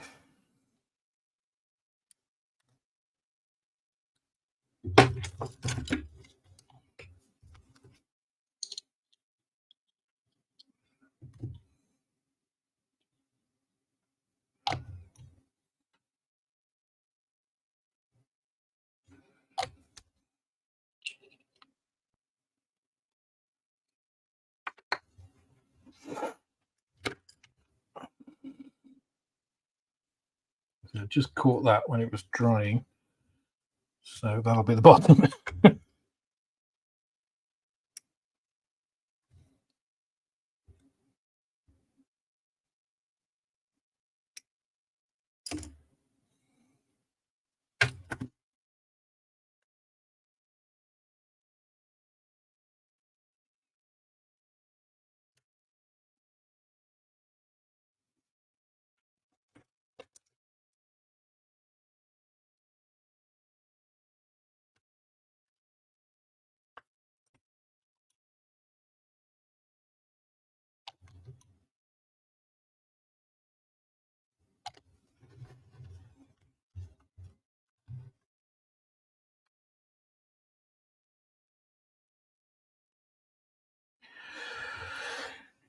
Okay.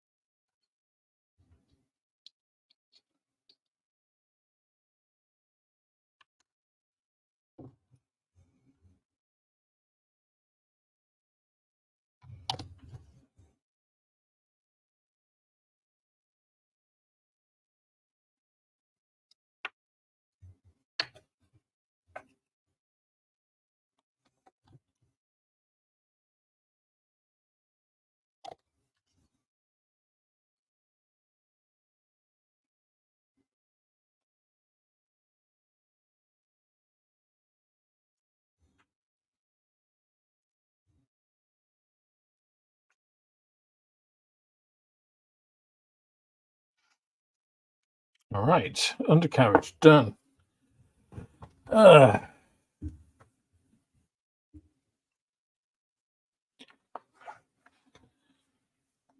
Tuggers. Cider in the sun, I wish, for either of those two things. Cider or sun would have been good. Okay. So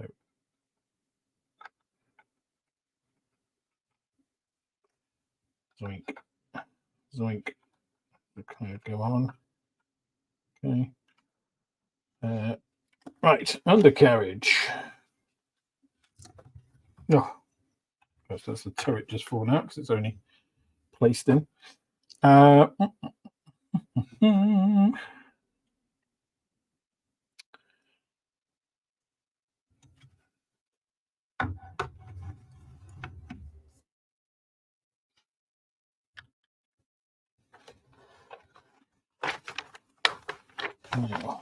Undercarriage sometimes, and I think it is, well, it always is very specific to give exactly the bit it should.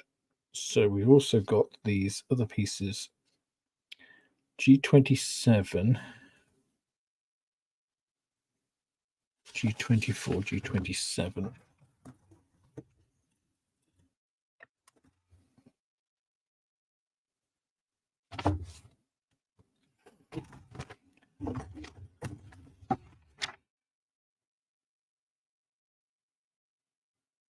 G27.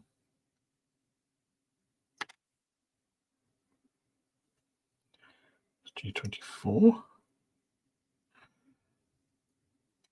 G24 is there. This is G27. Okay.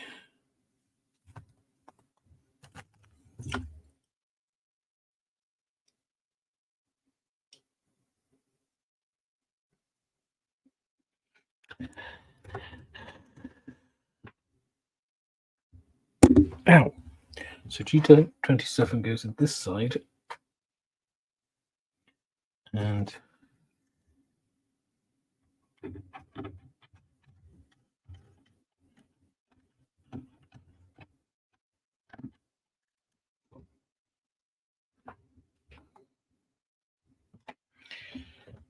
okay, so it goes.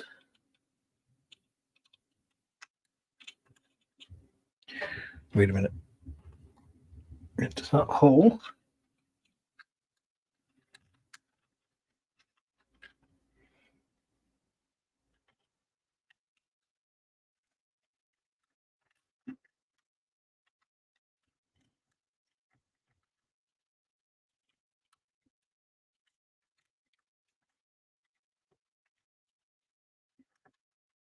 Wow, this is, you have to thread it.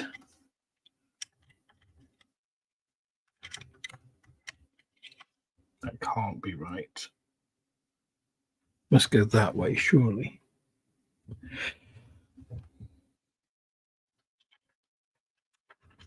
It's got to be that way.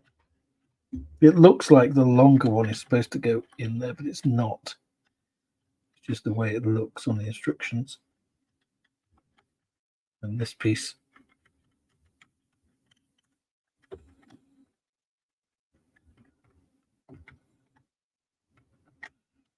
There. That is a very specific, and it does make it quite solid. But wow. That is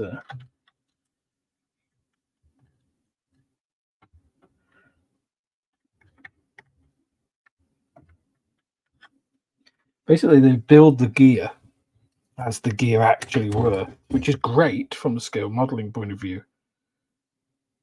Kind of does make them pretty complex sometimes.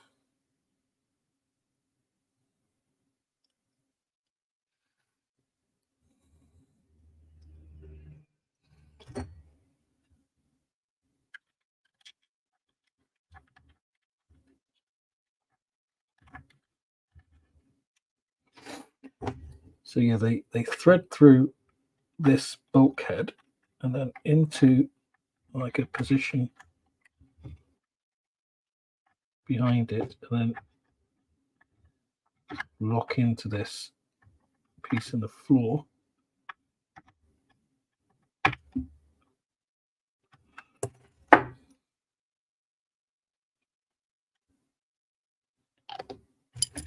Which has given that nice strong sort of triangular structure, but Jesus. Okay, so that's that. And then we have 118, which is the other one, of course, had to be.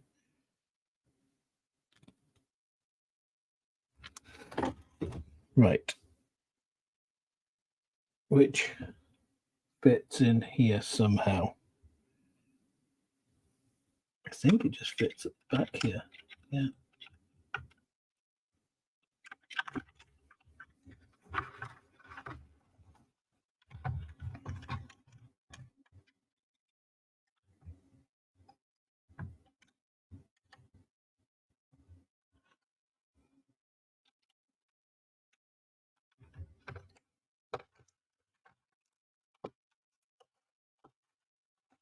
Ugh.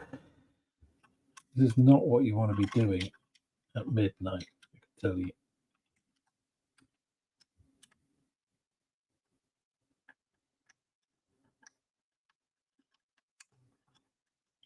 Nobody wants to be doing this at midnight. Trust me, I'm a doctor.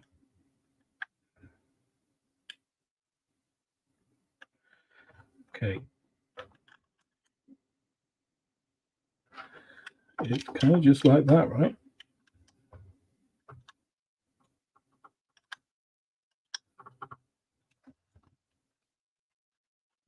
And these bits connect to here. Oof, wow, that is a complex assembly, which I think is going to defeat me at this time. I thought the undercarriage would just be a kind of slot in, and that is not just a slot in. It's a really good, solid, and accurate representation of how the undercarriage is, but oh my god, it's complex, because all of that's got to come together.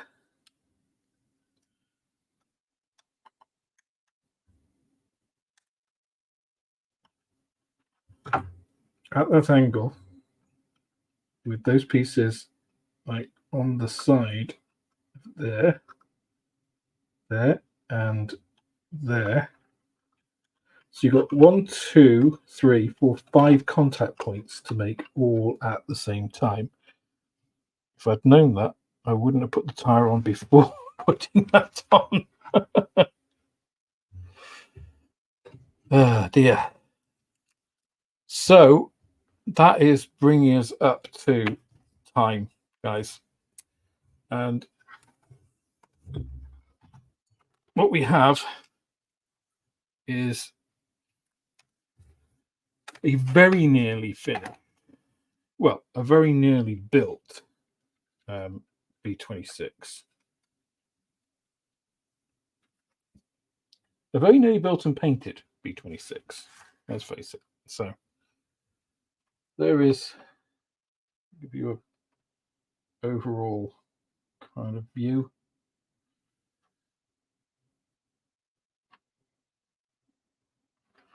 So I think, yeah, if I hadn't procrastinated, as I always do, let's just put that up to there. Yeah, turn these off.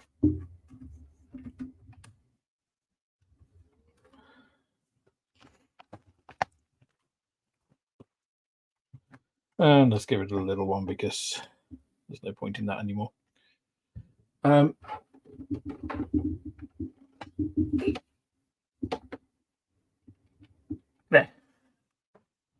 There's the rattle can. Look, just off there. There it is. So yeah, if I hadn't have procrastinated at the beginning, if I hadn't had that airbrush mishap right at the 11th hour, I was kind of, counting on that just working. Would I have got it finished? Maybe. I think it's possible to build and get the basic paint on in 24 hours. If you don't do it, well, certainly if you don't stream it and you actually have a normal workbench. I mean, even if I had another like 10 inches forward, so I've got a deep area to work on, it would have made it 100% easier. Because I'm just so limited for space here. And it's a big kit. It is this is the total size. It is a big, chunky aircraft. It's a sizable beast. But the level of detail in the kit, the intricacies of it, are all fantastic. And again, as I said, sure, you could probably build this in 24 hours and paint it. You shouldn't. You definitely shouldn't. It deserves more than that. It's a fantastic kit. I wouldn't have any hesitation in all of the build of this. I don't have any hesitation at all in recommending it to anybody. I definitely want to build it again. The flat bait one, for sure. It's everything's at the right angle. You've got, the tail thing, all of the turrets and stuff, the detail in it. There's a lot that you can work at, as a basic out of the kit build. I mean, even me just like slapping it together as I did today, it still looks good. It still looks nice, with a little bit of care, going back, addressing some of these little seams, because obviously natural metal is going to show those. This would look fantastic. Actually, I think a basic wash to bring out those panel lines will boost it a lot, and the decals always make it look better. So it isn't far off as it is. So yeah, it's been really enjoyable in a stressful way. And I must say, doing a 24-hour stream is tough, right? And internet and power issues aside, even if I'd done this on the Thursday night rather than Thursday night, because Wednesday was that